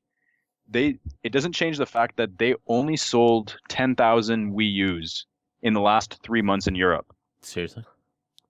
That's a terrible, terrible thing for Nintendo. Like that's a real kind of shot it's at.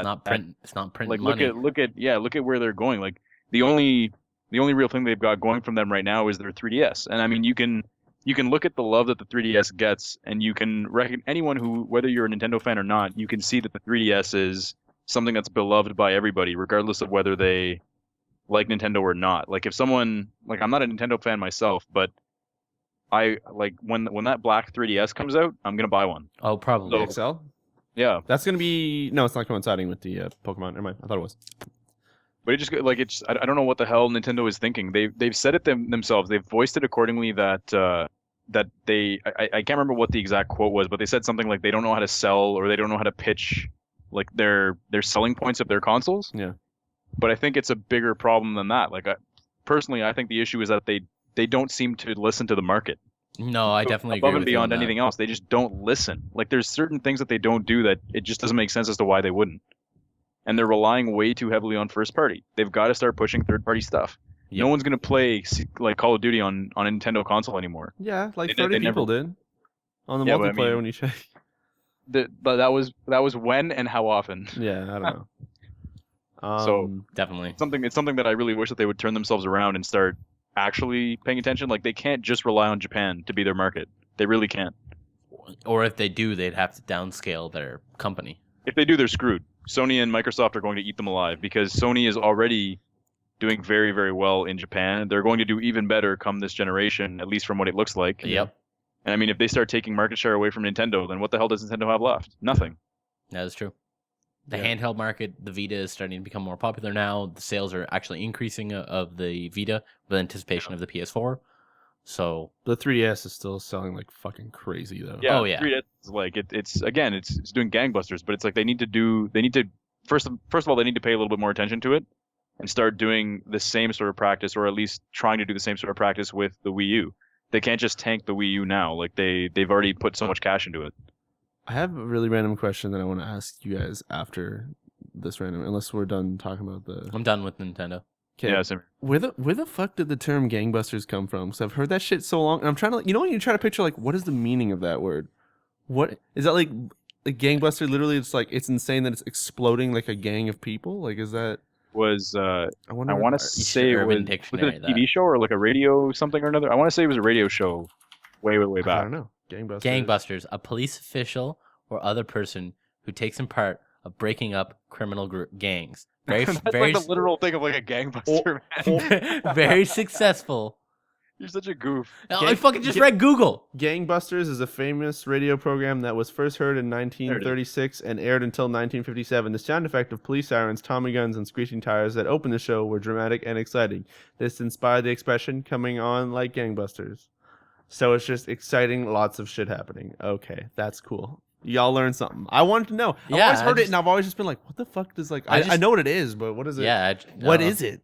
Anyway, I just want to say that.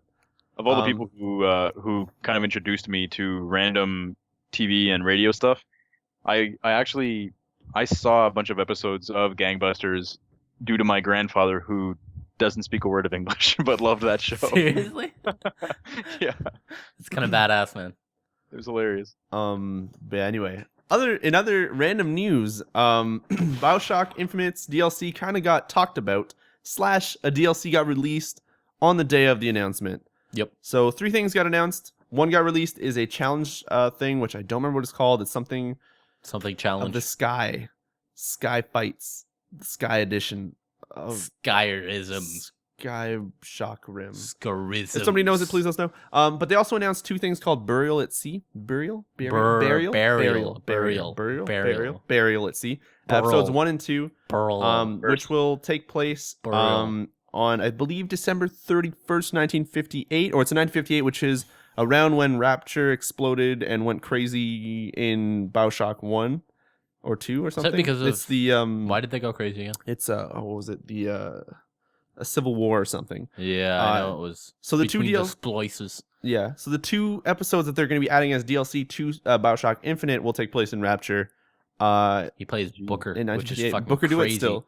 Devin, you should really get to the end of BioShock Infinite. I know, I really fucking should. I should just crank it down to easy and I'll fucking just finish it up. Because this would make a ton of sense. This would make...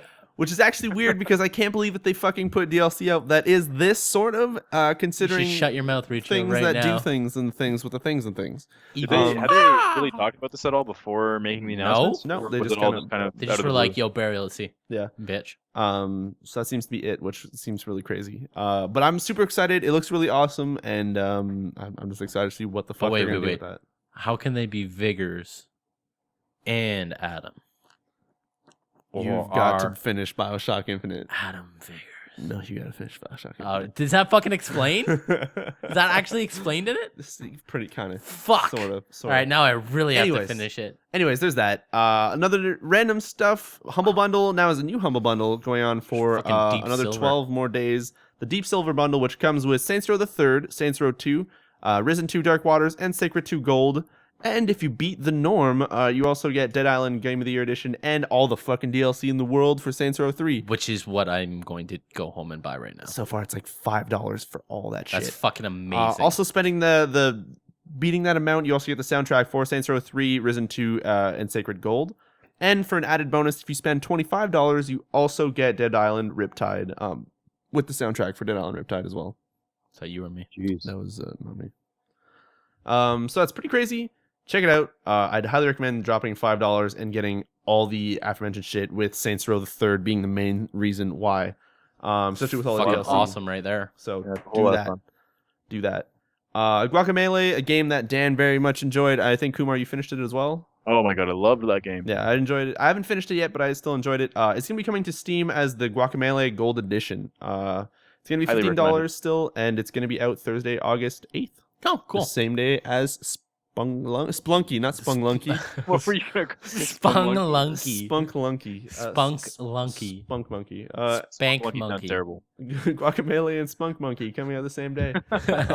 Anyways, yeah. Punk monkey. Batman Arkham Origins. So no, hold on. gets- OXM today tweeted out. They tweeted out, and they're just like, in an hour, we have the biggest fucking news. Like, you guys don't even know what we're gonna say. Sorry, who is this? OXM, so the OXM. official Okay. Xbox magazine. They Yep. put out a tweet.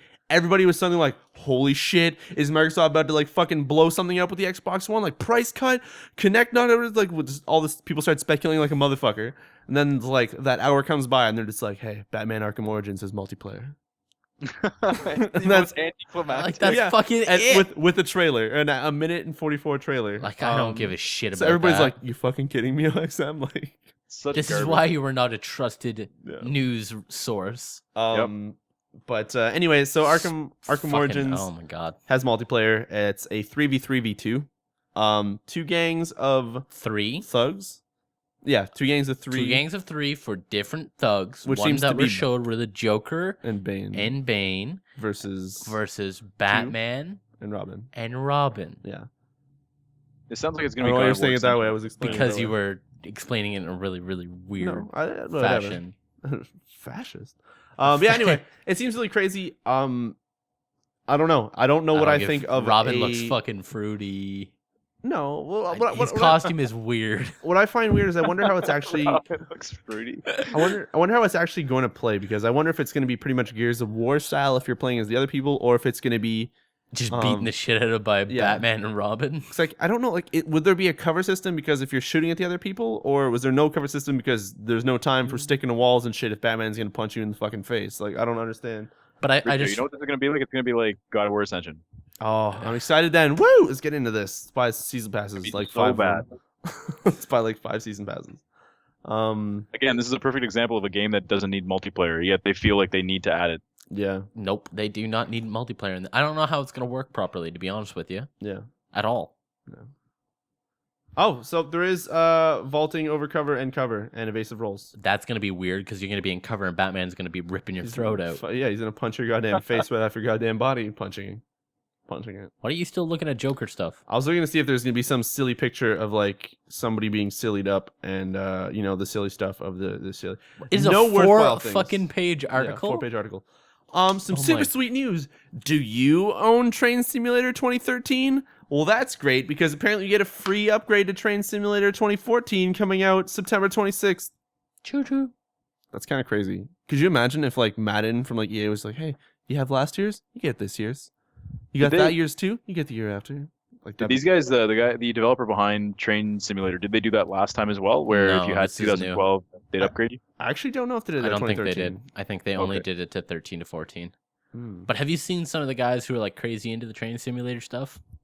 The crazy They're super MLG. They've got spinning like bugs. full on fucking like actual display units filled with instruments and man. shit that are all programmed to run off the game, and they have like the accelerometer and everything. That's Yeah, too that's much. crazy It's impressive. fucking intense. That's too much.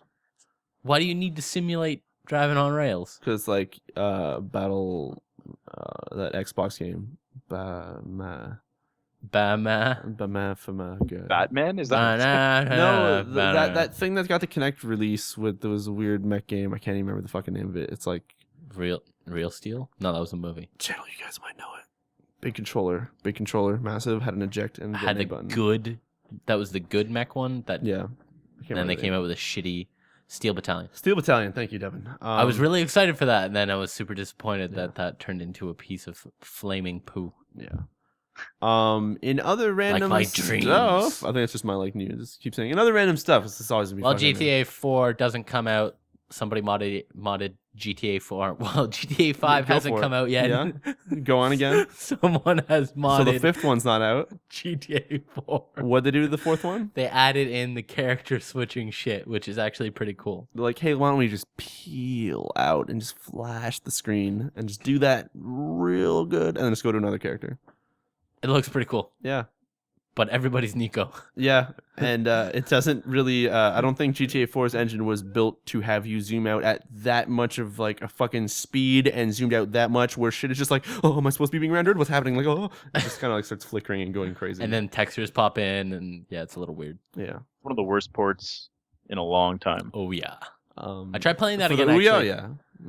I wonder how it would run on Ouya. Probably garbage. I bet you I could get Chinatown Wars to work on my Ouya. Probably, yeah. Chinatown Wars is a fantastic GTA game. Yeah, it is a great game. I think I've only played it on the PSP. Really? It was great on the iPhone. I was on the 3DS. Oh, the DS as well. 3DS. No, Sompy, it was terrible on the iPhone because it'd take away your life. It would get you so hooked. Oh man, there were times where I'd be sitting in class playing that and not listening to what was actually I happening. feel like I bought it on the iPhone as well, but I never played it. Really? I think it was on my 3G, and it was just like probably- a 3DS, and it just was not running. You should properly. probably like fucking load it up on your 5 and just try play again. it. Let's try it again. Anyways, another stuff that Black already talked 3DS XL that Kumar was talking about is August 11th. Wicked. Splinter Cell Blacklist got some multiplayer and single player footage shown. The multiplayer footage, Spy vs. Mercs, which looks really cool. However, in the entire 11-minute gameplay demo, the Mercs did not have flashlights, which seemed really fucking weird. I don't know if it's just people playing had no idea how to activate them, but the really dark areas, sans flashlight, I don't know what kind of person would be like, yo, you gotta cover this warehouse full of really intense shit that's gonna get hacked. Also, no flashlights, and we gotta put those explosive barrels all over the barrels place. everywhere. But we gotta conserve energy, so I'm gonna turn off about 75% of the lights. Good luck. I don't know who the fuck does that. I don't know. But here's the thing as well, is the commentator was talking about stuff that was going on in his fucking screen, which is not the one that is actually being viewed. It's like, okay, it was confusing. You need to stop talking about your shit. But it was some good stuff. In other amazing news for all you dudes out there, this is actually bullshit. Don't actually buy this. Do you like putting your thing into stuff as a controller? Yeah, you like jamming your junk in something called a Juicy Air support? Fantastic. Do you have an Oculus Rift that you want to put on your face while you jam your fucking love stick into something and use it with the tip of an analog stick? Perfect. What is this right now? I'm actually so confused. There's a dirty erotic game coming out where you can put Oculus Rift on your face and a controller on your penis. And depending on apparently wait, hold up. You belong to something to get this game to work? How does you put this hold on. Bluetooth device hold on. onto your penis, and depending on the size, and they said size and shape, things will control differently. It's pretty much a game about customizing your maid to do things to you. I don't fucking know. I don't know. I saw this. I was like, "Are you fucking kidding me? Why does this exist?" It was only a matter of time. Anyways, straight up was only a matter of time. I don't know why things came to this. I don't want an Oculus Rift anymore. So Riccio spent about 15 minutes trying to find a video because there's a video, but it got deleted. So I'm like, I have to find this gameplay video. No. So yeah, don't look. The for video is just some dude sitting in his couch. I'm just gonna put my fucking robot penis into this thing. It's like full on YouTube. Like, well, that's gonna fucking go. I actually don't know. We didn't see the video. We don't know what it is. God, I bet you could find it on like Vimeo or something. Yeah. Something about Risen. What's this Risen thing? Rise is coming out. It's for the rising Xbox up One. into the. Rise got some stuff semi-revealed, sort of. I think it was talked about before. There's gonna be multiplayer. Motion controls you can put on your dick. No, that would be weird. No, that would be the swing worst a sword name. like you've never swung before. No. Oh my god. It's Connect. The worst PlayStation Move controller ever. Why did your finger go down to your legs? Anyway, so Rise is gonna have some co-op in it. It seems like it's not gonna be versus, but it's gonna be wave-based murder Romans. God of War or whatever style. Yeah. But apparently things apparently things have each of you get to put one on, and when one shakes, it rattles the other one. That's no sword fight. Cross streams. Anyway, point is, Rise apparently has changed drastically since we saw it at E3. There's less button prompty stuff, and it's more. It's not cutscene the game. No, apparently the reason they showed it that way was because they didn't have much, but they wanted to show some animations that were just going to be flowy, but or something. I don't know. Fucking. It's not surprising that they would have changed stuff and improved things, right? Yeah. But E3 is supposed to be something that you just show off, like concepts and whatnot. The thing is, as much as the gameplay looked dull, you gotta say that Rise actually looked pretty fantastic. Yeah, it looked really nice. Yeah, absolutely. So I think that was their main point. Is like we just gotta show it because it looks fucking cool. Yeah. Despite it having button prompts everywhere. Yeah. If I was getting an Xbox One, I definitely want to check it out. Yeah, they talked a little about the story and what it's going to be about. That game has a lot of like facial capture craziness going on. I think the story in Rise is actually going to be cool. So I'm kind of. Who's the developer again? Was it Crytek? Yeah, it's Crytek. I know it's using the Cry engine. I'm guessing it's also Crytek. Crytek. It's just sent right down to the bottom. Okay. Yeah, Crytek. There you go. So that's pretty cool. Assassin's Creed 4 multiplayer got shown. It looks like Assassin's Creed 3. Yep. So you stab other dudes. Wait, is that good or bad? That's good. It's good. I like 3. And, I played a chunk of that on your PC, and that was quite fun. Oh, that's right. We did. Oh, you just mean graphically, right? You don't mean No. It like I'm actually the gameplay on that is really interesting because the way that they do it is you view as a civilian to another person, and they're given your face as a target, and they have to run around this map and find you and shiv you, while other people are trying to shiv you or shiv your character, like the person you're after, and it's just weird, like try and hide and try and sneak around, but yet you're being hunted and hunting someone else. So it's really cool, actually. The thing is, since Assassin's Creed 2, they've had that multiplayer, or maybe Brotherhood is when it started. I thought it was Brotherhood. I think it was Brotherhood, So ever since they started it, it's never really changed. It's always just kind of been like, okay, let's refine it. Let's add different levels and add like a leveling system and then kind of balance it. So I'm not really surprised it doesn't look different. I'm actually excited because 3 felt really refined and it worked really well. So any changes they're going to do for 4's multiplayer is clearly going to be even better. Yep. So I'm excited, and the It's fact something that I would actually play. Yeah, and the fact that this time I'm going to be getting it like at release, and the console version, not the PC version, because the PC version had a lot of issues. At least I had with Assassin's Creed 3. So to actually play this multiplayer where there's a community and all that stuff, I'm really excited. Was that the texture flickering issue? Where no, it was just the frame rate was really poop. Whenever okay. you look towards Boston or whatever, it just died. Yeah. Anyways, so Monster Hunter Frontier G, which is going to be coming to the PS3 and Wii U. Oh wow! It's going to be coming to those consoles in Japan at the end of this year. And what it is Monster Hunter 2, an MMO that they had, but now it's going to be on consoles. But the thing is, it'll be free, but you have to pay monthly fees or something. Sounds really weird. Hopefully it turns out well. Hopefully it'll be cool. Plus, there's still Monster Hunter Online coming out for PC or something soon, so that might still be awesome. Cool. But it says Japan, which last time they said something like this, it'd just take forever to get to North America. And by the time this comes out in Japan at the end of this year, new consoles will be out here and there. Probably, I think it's going to be too late for us to wait another 2 years for it to get to the PS3. It's going to be too late. But cool that they're thinking of. It's cool that there's a Monster Hunter game coming out on the PS3, considering that the Wii kind of has been taking everything Monster Hunter for a while. It's pretty neat. Yeah. So there's that. Xbox or Microsoft finally confirmed that because what they said earlier, I think last month, like right after E3, is that first the Xbox headset won't come with the Xbox One headset won't come with the actual console. It's gonna be sold separately for I think $25.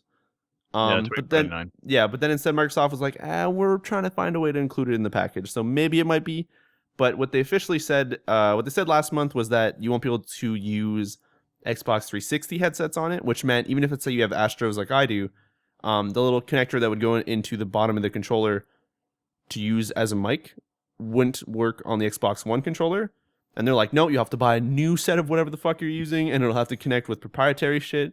Microsoft finally said, okay, we're building an accessory that'll connect and probably look really janky as shit and go into the bottom of your controller, but it'll work. So for those of you who may have just bought like either Astros or Crazy Turtle Beaches, they'll work. And cool. What's cool about the PS4, you just fucking plug that shit in USB and it works. So go Sony again. Wanted to say that. So the Bureau, XCOM Declassified, got a trailer today with a very unique twist. The name of the video is hashtag YOLO, you only live once. And so what it is just a video of the commander commanding people and his teammates are really stupid or following direct orders and getting killed. And it just highlights the permadeath that goes with every XCOM game. Yeah, every XCOM game where when a person dies, they're fucking dead. Now, what I want to know is the trailer. That was just brain fuck. I didn't mean to say the Trollo. Trailer, you only live once. In the trailer, the people that he keeps sending out to die from the aliens or the landmines or whatever the hell's happening, while they're running up, they're yelling YOLO. Yep. They're like YOLO or you only live once, and they're just running in and dying. And I'm wondering if that is actually a voiceover in the game that can trigger if you're like purposely, or if you send someone towards a landmine and they know what's going on and they will yell that. That game will be of the fucking year. Fucking amazing. But that makes me laugh, and I actually cannot wait to try XCOM Declassified Bureau or the Bureau Declassified. The name I fuck it up every time, but the Bureau. Yeah, I'm excited for that. Is there a release date on that, by the way? Yeah, August 20th. Yep. I believe. Okay. Yep. Alongside Splinter Cell Blacklist and Saints Row 4, same day. Gonna be crazy. So Fez 2 is canceled. Yeah. So what happened here is I forget his name, Mike Beer, I believe, the annoyed gamer from Game Trailers, was on a podcast called Invisible Walls, and he went on a rant where he kind of called out Phil Fish and Jonathan Blow, which he called them Blowfish, not Jay Blow. Fucking wow. Blowfish. Phil Fish is the guy behind Fez, right? Yeah. Okay. Phil Fish has he gets a rap by the media a lot for being hothead and will respond negatively to a lot of comments. Yeah. Okay. So it kind of set him because like he's kind of like a loose cannon kind of thing, or yeah, sort of. A little bit. He plays it fast and loose. But yeah, everybody always kind of picks on him when it comes to stuff. Like they'll bitch about a lot of stuff because he'll jokingly act like a dick a lot, but then people will call him out on it, and then the jokingly dickingness becomes not jokingly, and he just becomes a dick. But the thing is, like, you can't blame him for having some people kind of bother him so much. But anyways, during that podcast, the Annoyed Gamer pretty much like called them, I believe, like a tosspot. He called them hipster, and he called them like off on his high hipster throne or something like that. And Marcus Beer, sorry, not Mike Beer. Thank you, Skin, from the chat. And yeah, so after all that, Phil Fish, I'm guessing, watched it or heard about it and checked it out, and then went on like a Twitter rampage of just he was not bitching happy at the Annoyed Gamer, and then promptly canceled Fez 2 after that.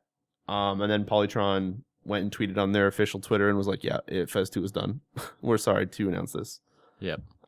So it seems like Phil Fish is actually taking a break from creating anything from now.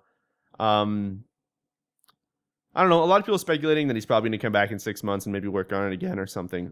Oh, my voice. But Cliffy B wrote him like an appeal message kind of thing. I don't know if you guys read that or not. No, I didn't actually. No, I didn't hear about this. No. So the guy, like, Cliffy kind of told him, he's like, yeah, like, look, man, you don't owe anyone anything, but you do, or sorry, you don't owe any developers or journalists or anyone like that anything, but you do owe your fellow gamers a good product. Like, that's the only thing, right? And it was like a really, really heartfelt kind of message, and like it's cool to see that someone of Cliffy B's stature took the time to kind of reach out to this guy who probably isn't, I want to say, entirely on the same level. Yeah. He's more indie. He's definitely not on the same AAA. But even just to like that alone, to know that Cliffy B reached out to this guy, like if I was in Phil Fish's shoes, I mean, we don't know what's going on personally for him, right? Yeah. But at the same time, like, that's a really compelling argument right there to have this guy come out and tell you, like, look, man, you like, please, like, I'd love to see you come back, and you'd have my support through and through, and this and that. It was a really, really good message. Yeah. One thing to point out about the initial tweets that Phil Fish put out, which is what struck a chord with a lot of people to make them super angry, is that one of the things that he tweeted to Annoyed Gamer was, where is it? He says, "Compare your life to mine and then kill yourself," which everybody was like, "Okay, whoa, that's horrible. That's not a good thing." But apparently, that's a quote straight from Bender from Futurama. So, kind of an out there quote, I guess, to say. Yeah, it's But yeah, that made people totally, despite everything that guy said against Phil Fish, people started still being against him because that is a bit crossing the line. I think that unfortunately Phil Fish has this terrible thing where he puts his foot in his mouth. Yeah. Somebody will come at him, or he'll say something that gets people's attention, and a lot of the time they'll be on his side because he is the indie developer. He is not the big bad game industry, so to speak. And then he'll tweet something or say something that is just that completely 180s his whole support against him, and then he kind of has to dig himself out of this hole. Yeah. that's just kind of how, just watching from the sidelines, like I said, I don't know what's going on in his life. You know, I really enjoyed Fez. And I really enjoyed listening, hearing about his game development in Indie Game the Movie. I really enjoyed that. So, but just from the outside, I kind of see him doing that a lot, which I don't know. You can't blame him though, because he kind of gets talked shit to so much via Twitter and all that stuff. So that's definitely true. At one point, it's normal that you would snap, and I mean, this clearly is him exploding, which probably felt really fucking good. I would imagine for him to finally be like, you know what, I can actually take a break from this shit. Fuck all y'all, I'm done. Yeah. But sucks to hear as well. Yeah. But yeah. Anyways, that was something. And apparently Blizzard has teased that at Gamescom August 21st to 25th, they're going to be talking about something. Cool. It seems Diablo related. So Neat. maybe D3 expansion. Cool. Finally, to hopefully fix that goddamn game. Or it's going to be like, hey, we got some cool news. Diablo 3 is still coming out for consoles. And I'll be like, oh, fuck you, Blizzard. It wasn't Blizzard trying to separate themselves from Viacom? Was it Viacom that owns them? Yeah, I don't know the whole stuff with that. There's something like $5 billion they had in liquid capital that they were going to give to pay out to get themselves underneath, out from underneath a larger parent company. Yeah, there's some weird stuff with that. Because they were that putting, was last week. Yeah, they were putting on like crazy pressure for them to produce. They wanted like DLCs every year or something like that for a game, and Blizzard was stating like, yo, that sounds about right. That's not how we roll. Like, we take our time and make a beautiful product. Like, it takes years for us to do this. We don't just churn them out. Yeah. And then there was this big public and semi-private controversy of trying to buy themselves out of their parent company. I wonder how that goes. I would be interesting to see if Blizzard could. Well, I'm sure we're gonna hear about it. Yeah. Yeah. One other random thing that happened that actually reminds me of this Blizzard thing is, I don't know the dates exactly. Somebody in the channel can maybe help me out on this one. But there's two tournaments, major tournaments going on I think in a week or two, August 10th or something to the 14th or something. You have the Dota huge international going on, which is like the 2.6 million prize pool. It's being split all crazily. It's already all split. And Blizzard's also holding their, I don't know if it's WCS or whatever the hell their tournament is. I completely forget the name of it. Is it their Korean one, or is it the... No, it's the Blizzard ran. Oh, yeah, one. Okay. With there, you're doing also a prize pool, I think, of 2 million. And those two are colliding, and they're going to be on the same weekend. Completely separate tournaments, separate places in the world. That was intense. Different games. Yeah, that is nuts. On the same weekend, and that's going to be absolutely insane. I feel like if they're being broadcasted on Twitch, it's going to fucking explode, because you have things like, what was it? I forget. Like, there was actually something that's been on Twitch recently is Summer Games Done Quick, which is a charity event where people are speedrunning games. Daily, that thing gets like 50,000 views. I think Evo hit like 100,000 during at one point. Imagine like Evo numbers, like 100,000 or more, because these are maybe a bit more popular games. On the same weekend, Twitch is gonna like fucking just gonna be fucking eat it. done. Spin up your servers now. Too much traffic. Yeah, way too much traffic. But like, I had to monitor we had a client with a company I work for that was doing a video session and was streaming out high def video. Yeah. And I had to monitor the traffic to make sure that our infrastructure wouldn't die. And we have a pretty intense like infrastructure, so I can't fucking imagine high def video being pumped to so many different locations at the same time. What's important though is that if ever you have the compendium for Dota 2 to mention, make sure to watch as many games as you can, because if you might have a courier that you might want to level up to make it look super sweet, that could be maybe worth money if you level it up a certain amount. So just idle your PC watching as many games as you guys can. Cool. I think you can also do the same by watching it via Twitch if you link your Steam account, so that's pretty cool. Oh, that's awesome. All right, so what do we have for video game releases? That's it. The releases are for this upcoming week. I think it's one that we talked about last week where some craziness is happening that I'm excited for.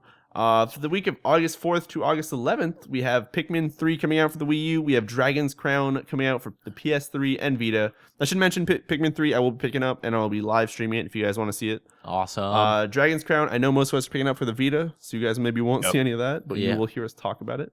Tales of Xillia. I probably said that wrong, or Xillia. It's coming out, PS3.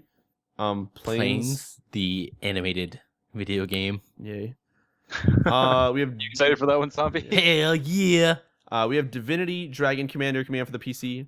Ibn Ob for the PSN, which I will actually try to pick up. That 'cause it looks actually really interesting. Brothers: A Tale of Two Sons, which I am also pretty excited to see what the hell it's going to be.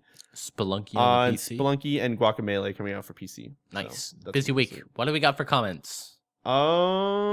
We only have none. No, we have. I'm gonna mess this up.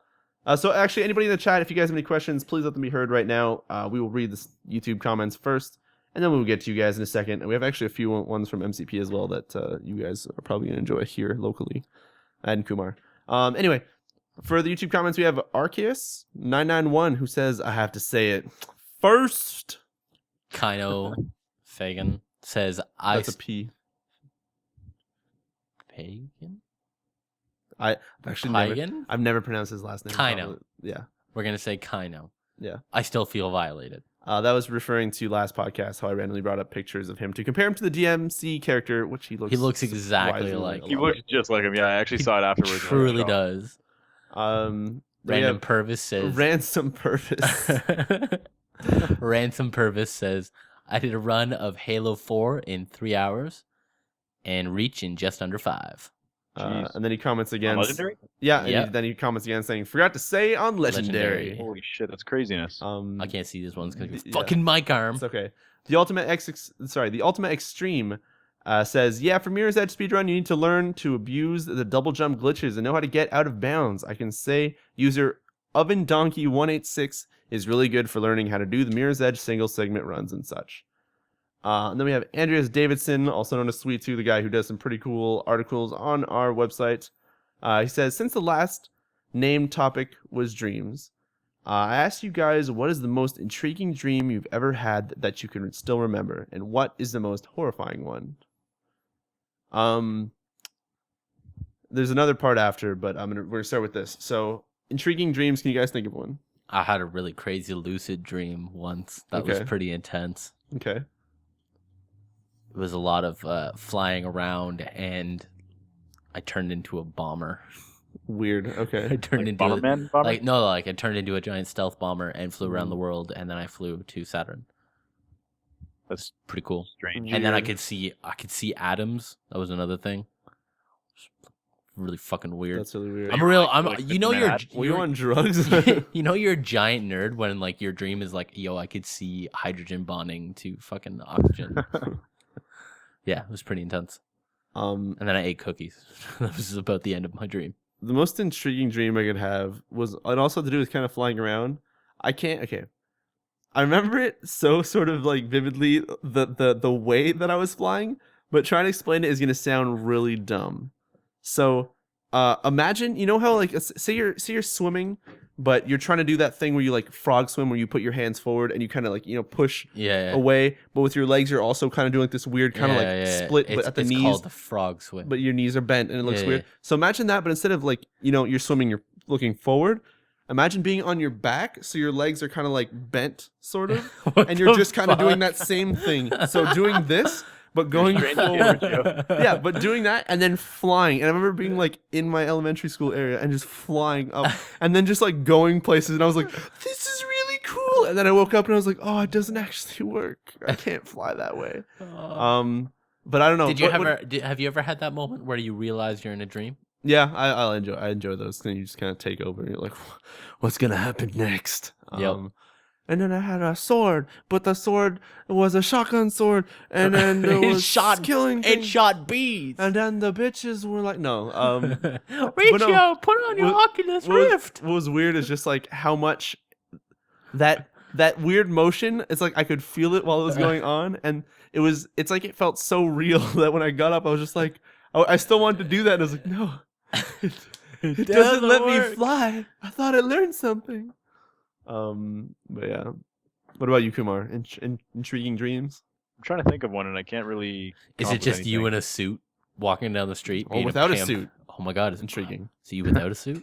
Jeez. No, I really don't know, actually. Like, I can't think of an intriguing dream. I've had really random, ridiculous dreams. All right, tell us one of your random, ridiculous dreams. So this one, I don't really know why I remember it.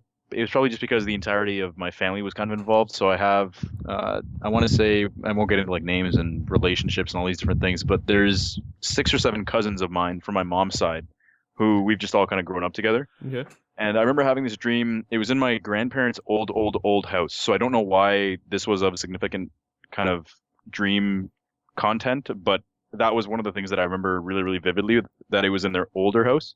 Okay. And there's this particular set of stairs. And I remember everyone was there. So there's my cousins from Toronto, my cousin from Vancouver, a couple of cousins from Brampton, people from around close by as well. And we were all taking snacks upstairs kind of thing. And we were all kind of like hanging out. And there was like this big TV room kind of thing upstairs. Mm-hmm. So I was last in line kind of thing. Like I grabbed some of the heavier stuff.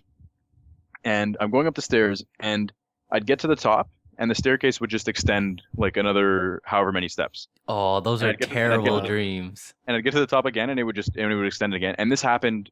It played out like a silent movie kind of thing in my head, like in the dream, because I vividly remember there being like a blackout thing where it said 3 hours later, and like I was dying. I was like sweating like crazy. Like I had lost half the food because I just dropped it. Okay, so it sounds like you're also most horrifying one. So on the next one, going on the horrifying, just. Well, here's the thing though. Here's how this one ended. Here's where I woke up. So, and you're probably gonna make fun of me for this, but I finally got to the top, and as I got up on my feet and I stepped on the top step, I slipped and I fell all the way down. Oh, buddy. Here's the thing though. The reason that I woke up is because I actually fell out of bed. Oh wow. Seriously? So I legit Holy hit the ground, shit, and that's flailing. when I woke up when I legit hit when I hit.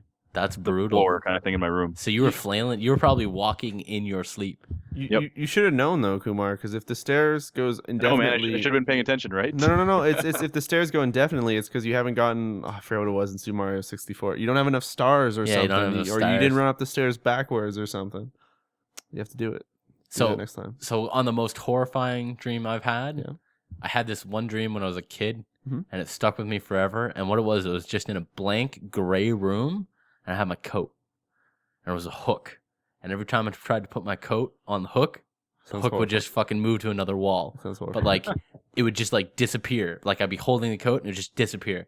And then the room would get like super incredibly tall, or I would shrink, and the coat hook would be like massively up there. And I'm like, I can't reach this. Okay. And for some magical reason, I just had to put that coat on that hook for some reason. It was fucking terrifying. I messed up dreams as a kid. My most horrifying dream would be that where I grew up was like I lived with my parents out in like this kind of country crazy area that didn't even have like there's no street lights, there was nothing. We had a neighbor across the street, but they didn't have any lights on their house, so it was just like it was always dark to the point where like when it was nighttime and there was no moon out, it would just be always dark as shit and I couldn't see anything. So I'd have like these weird dreams sometimes where I would like go to sleep and like I'd either it's like those stupid horror movies where you're just like, oh, I heard a sound outside. I'm going to go outside and check it out. Like, I'd be dreaming this. But, like, I'd go outside and you turn around, like, the house is gone. And it was, like, complete darkness around me. And I'd always be like, oh, no. Like, then you'd kind of have that weird dream when you're feeling you're getting chased and shit. I would always wake up terrified. It was horrible. Then, of course, like, you'd wake up in the middle of the night. But because it's also pitch black outside, you kind of wake up and you're like, you kind of stretch your eyes open, like, I just want to see part of my room. I want to make sure that I'm awake. It was terrifying. I'd always have, like, fucking horrible. I'd always try to, like, where the fuck's my light? Where the fuck's my light? Gotta turn on some shit. Like, I didn't realize it, but I used to get, like, crazy night terrors as a kid. Oh, God. I've never actually woken up screaming. Which is, like, I would wake up, like, fucking screaming my lungs out. Damn. Jeez. Yeah. Like, I don't have... If you do that at the marathon, we'll just slap you. Oh, I fucking... Just so you come out of it? Yeah, we'll pee on you first, though. It's a good thing. I was like, thank God, Kumar, please keep laughing. It can't be awkward. But yeah. Kumar, do you have a horrifying one, or was that pretty much like the... No, I can't think of... I know I've had nightmares. I'll never be the one to say I haven't, but I can't remember those ones. Did you see what somebody in the chat mentioned? Chief834 says, that's for your other dream where you're climbing the stairs. He says, that's a metaphor of life, Kumar. You spend all the time getting to the top. Then when you reach the top, as soon as you go... You fall and you come right back down. Oh my God. Wow, that is depressing. You have deep dreams. That is very depressing. It makes me question everything that I'm doing right now. Yeah. Well, sure. Thanks, Chief. So, to answer the second part of his question now, he says, if you wonder what mine would be, both would be a dream I had when I was 15, where my synesthesia was turned against me. The odd thing is that I found a song that resembles one of the tunes that were forced into my mind in that dream, and it was released just a few days ago. Quite odd. Also, what do you think of the latest post? I still love I love listening to the music for the posts that he makes, and then just like reading along and trying to like imagine it. Trying to imagine it, but it's some things are so out there. Like it sounds kind of really dumb. abstract idea. Yeah, it's abstract, but like I know it kind of sounds dumb to kind of compare to that, but like for Winamp there's something called Milk Drop, which is like this crazy equalizer, and I kind of feel like I'm trying to. The only way that I can picture, like when he's saying like there's like water ripplings, like something breaking, and it feels like a bubble, but like in space, like all this crazy stuff. I'm trying to picture it, and the only thing like my brain automatically thinks of like the weird Milk Drop sort of looking equalizer, but it's like that is my visualization of it because that's what I've seen. But I can't even. I wish I could experience it once to be like just really feel or see that thing to kind of, I don't know. The more and more I wish I could experience it somehow, but I don't know. It's crazy. It's so interesting to me, like listening and reading along with it, and it's crazy. It's awesome. It's to me it's awesome. I love those posts. Yeah, they're really, I really like listening to them. As weird as it sounds, I do it when I can't sleep because I'm like, all right, I want something common and crazy, or like I just find his choices in music are just great, and then going like reading along and trying to imagine what he sees. Just I don't know, I find it to be really calming to like picture these visualization things because I already whenever I listen to music, I already do that in my mind. So it's just like having someone kind of directing me as to what I should be seeing is just really cool. Okay.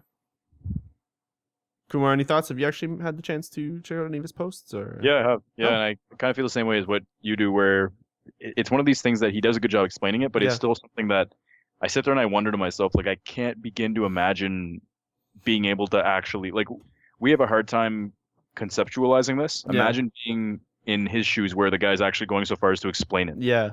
That just, like, that, it blows my mind that it's something that he can explain and that he's kind of lived with this his whole life and has gotten so good at being able to explain to people. It's craziness. Yeah, I just think it's really fascinating to read. Yeah. And thank you for sharing kind of that experience. It's pretty memorable, to be honest. Yeah, it's cool to have. I mean, I don't know where else we would have been able to find someone who has the condition, let alone the willingness to kind of share it. Well, I have a question for Swede too, or Andreas for this. Hopefully I said that right. I'd almost want to know if music and stuff makes you kind of visualize all those things. What happens when you're like playing a game and at like a certain scripted part, if like a crazy orchestral tune would like bust in, I wonder if it like augments what is going on and like gives like a rush of like crazy emotions, even like more than we would feel. Like just when you get like amped up, you're like, holy shit, like I want to do this. I wonder if it's like just more extreme or if it messes with like your breaks vision the or visualization if of it. Like what I would like to know like what sort of stuff that would do if ever. Yeah. I can't think of a game in particular that would do that, but like maybe I can link them some like I've got a couple of images in my head for like the Halo 3 points and stuff like that, where the music is just so like it's peaking so much that it just kind of makes the hairs on your arms stand up and you're really into it and really going with it. Does it like break that flow or I'd like to know find some what parts kind of, on that. Yeah. But anyways, on the next comment we have Silverdome Production saying, what do you guys think about Phil Fish's comments about the games media and canceling Fez? We sort of talked about that before, so we probably won't talk about that much now. Yeah, but scroll back like 20 minutes or something. Yeah. But yeah, it's crazy. I'm sad to see Fez 2 not come out, but we'll see what happens with that. Mm-hmm. Hopefully he changes his mind and gets back to it later. But yeah, hopefully he will. I guess we're gonna have to wait a little bit longer. Yeah. And the second question for that is also, what games do you recommend for me since I'm a new PC gamer? FTL, Binding of Isaac, Civilization 5, Metro Last Light, Stalker series, Saints Row the Third, Warframe. I'd say I know that the guy I know he's new to PC gaming, but I can't imagine he's new to gaming as a whole. Yeah. So I'd say if you're jumping onto the platform, what's nice is that a lot of the stuff that you have either heard about or have wanted to check out on consoles, you can probably find, whether it be an equivalent or even the same title on the PC. Yeah. I was talking to him earlier, and I think he said that he picked up Saints Row, and he's been enjoying that one a ton. He's also in the chat. He says he has all those games. Okay. But I mean, his switch to becoming a PC gamer, like he picked one up, was right as the Steam sales were going. If I'm right, correct me on that, Pigeon Gamer, from the channel, same dude. That was like the perfect time to jump in. So I'm sure you got to pick up a lot of crazy stuff. I'm actually super excited. Something I've been doing a lot of research on, and reading reviews and kind of getting secondhand knowledge of is the Tomb Raider. The newest Tomb Raider I've heard is actually like pretty crazy. So I definitely would recommend checking that out. Yeah. Yeah. I'm trying to think of what other games I'm really like. I'm trying to think of stuff that would be only PC. Like it depends. If you want to get into like stuff like MMOs and free to plays, Warframe would be one that I would totally recommend. Dota 2 or League of Legends. Yeah, if you want to try a MOBA game. Cover all the genres. We've got Strat. If you want to try crazy MMO, if you love space shit, go check out. Oh Eve. yes, you should, if you Pigeon Gamer, if you join up with Eve, I'll resub again and play a month with you. I got my roommate horribly addicted to that when I was playing it. Yeah. If you're into other MMOs, maybe try like Guild Wars 2 might be a long Guild Wars 2 or Neverwinter Nights. Neverwinter. That's a free to play. Yeah. If you're into shooters, Warframe is definitely one of them. Warframe. What's that other one? Blacklight Retribution is a pretty cool Blacklight's a really good one. I recommend that for sure. It's a neat perspective on the first person genre. I'm sure the Metro games and everything are probably Metro cool games too. are always really good. Definitely. I liked Crysis personally. Yeah, take a look at Crysis 1, 2, and 3. Yep. I definitely really have a lot of really fond memories of Crysis 1.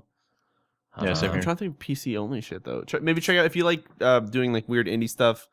Try out Cube World. That's still pretty cool. Yeah, that's pretty cool. Mess around with that, maybe. Minecraft is another one. Like I know that's if you kinda... like cards, get scrolls. I went back into that. Actually, I played some more of that with Slayer from the channel / the YouTube stuff. It's funny because I bought that. I enjoy it, but I don't play it enough. But he'll always kind of like not egg me on, but be like, Riccio, we got to play some games. I'm like, all right, fine, we'll play like a match or two. And I'm glad that I'm getting my money's worth out of it through him forcing me to play. It's good. fucking, I love that game. Scrolls is good. Scrolls is so good. Actually, RPG games are probably a little bit more enjoyable on PC, depending on if you're using a laptop or not. Yeah. Yep.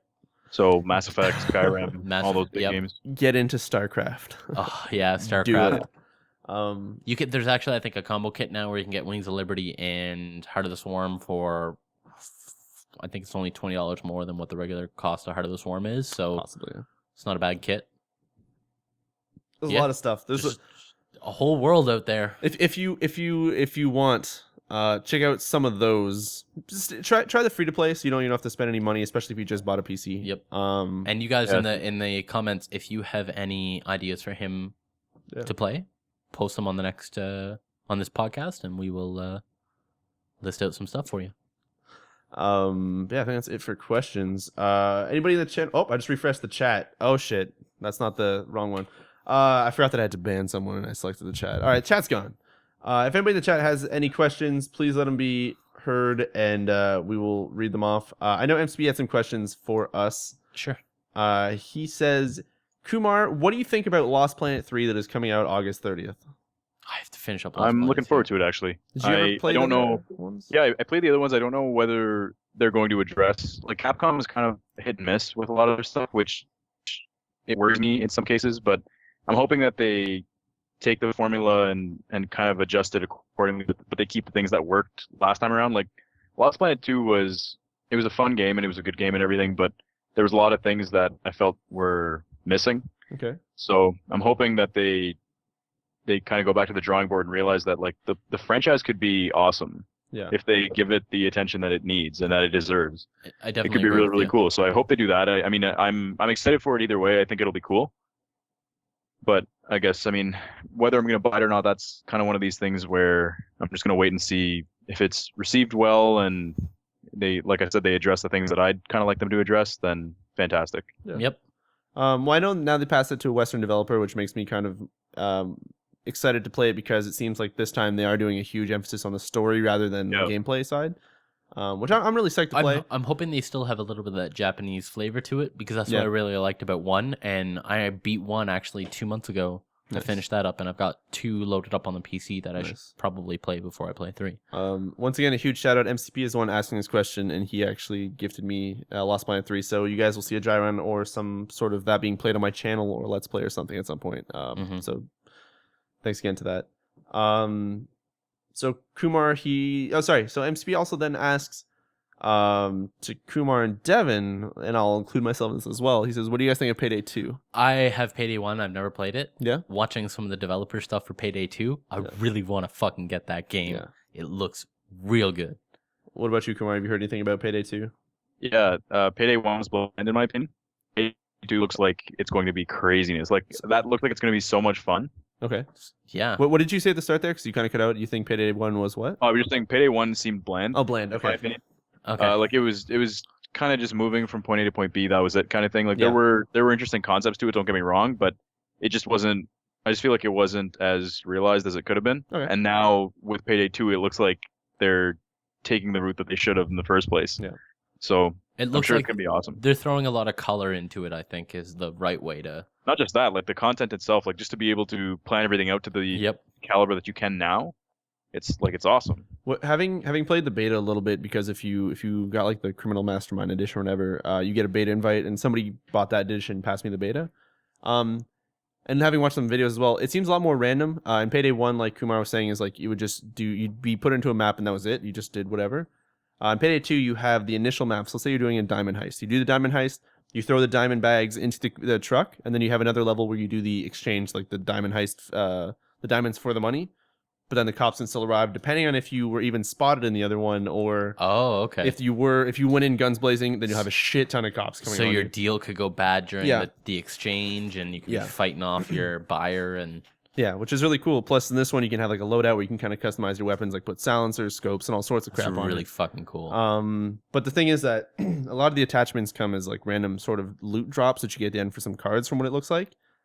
So you could technically try and spec yourself as being a super stealthy person, but if you don't get that silencer drop for your weapon or the weapons, you can't be as sneaky as you want.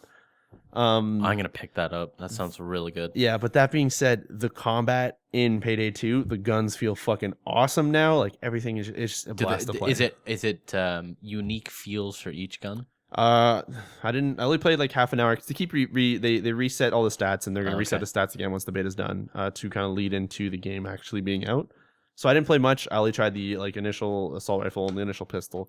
It just felt okay. It felt way better than Payday 1, having played Payday 1 like an hour or two before that beta or something. All right. So it everything just has a kick now, and it feels really fucking awesome. Good. So I can't wait for it.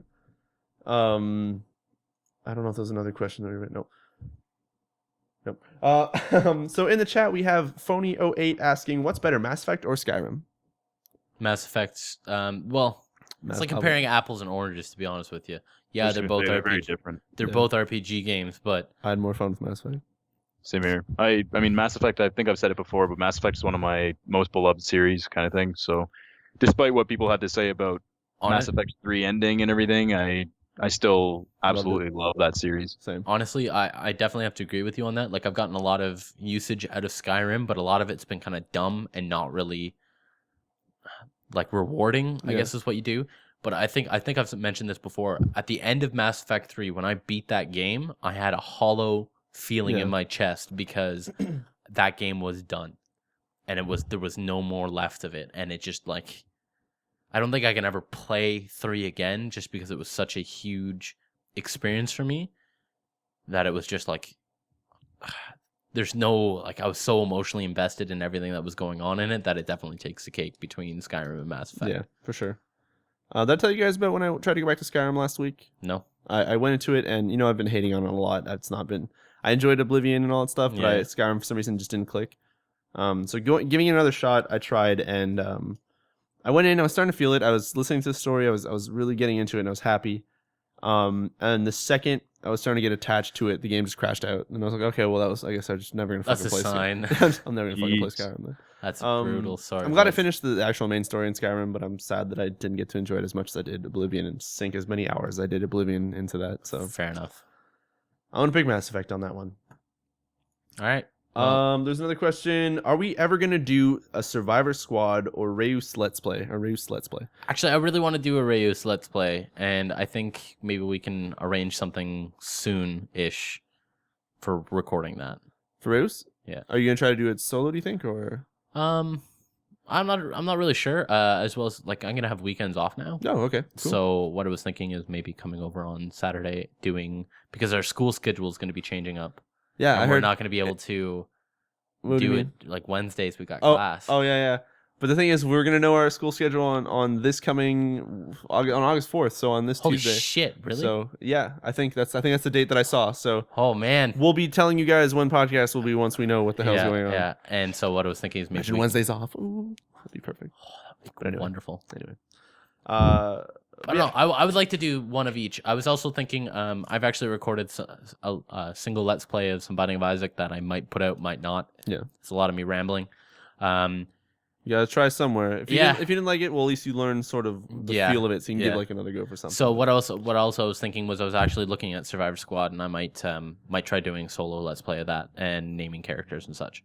So yeah, I was gonna say the reason we haven't done a Survivor Squad one is because the recording for that went kind of really weirdly. I had an idea of how to fix that, but going through the way we got you to do it last time with the Xtory or OBS, doing that way seems to fix that rather than the weird capture cardy way that we did it last time.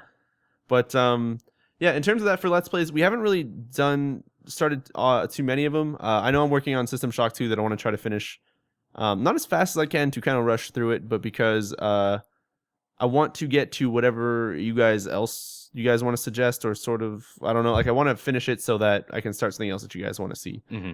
But we've been doing Valkyria, but Dan's been like sick, and we've kind of had Mondays we're tired when we record, so that one's slowly getting its way along. Kumar's been trying to do FTL, so and now that I can tough actually to start new ones right now. Now that I can actually record at home and I've done some tests on it, then I'm gonna try putting out some solo stuff. Yeah. But we'll see. Well, we know you guys have always suggested a lot of stuff, so we're trying to get to that with what little time we have and what things we're trying to continue and finish right now. I keep having somebody who I work with who watches our Let's Plays requesting a Reus Let's Play, especially because we made race car sounds when the giants were moving. Yeah, Kumar, have you seen that dry run? I have, yes. Oh, let's race cars. I'm trying to look to see if there's any more questions. So fucking dumb. It's funny because it seems so natural for you guys. I know, it's perfect. I really want to play it. All right, well, I think I'm gonna call it. We're ending it.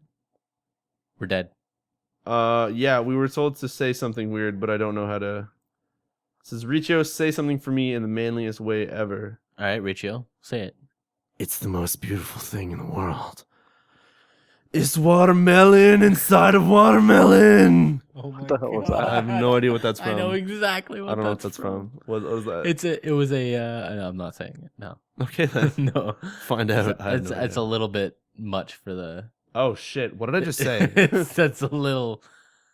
Well, you can't take it back now. Fuck. Okay, great. All right, so it's a vine. Oh, it's a vine. Oh my god. All right, well.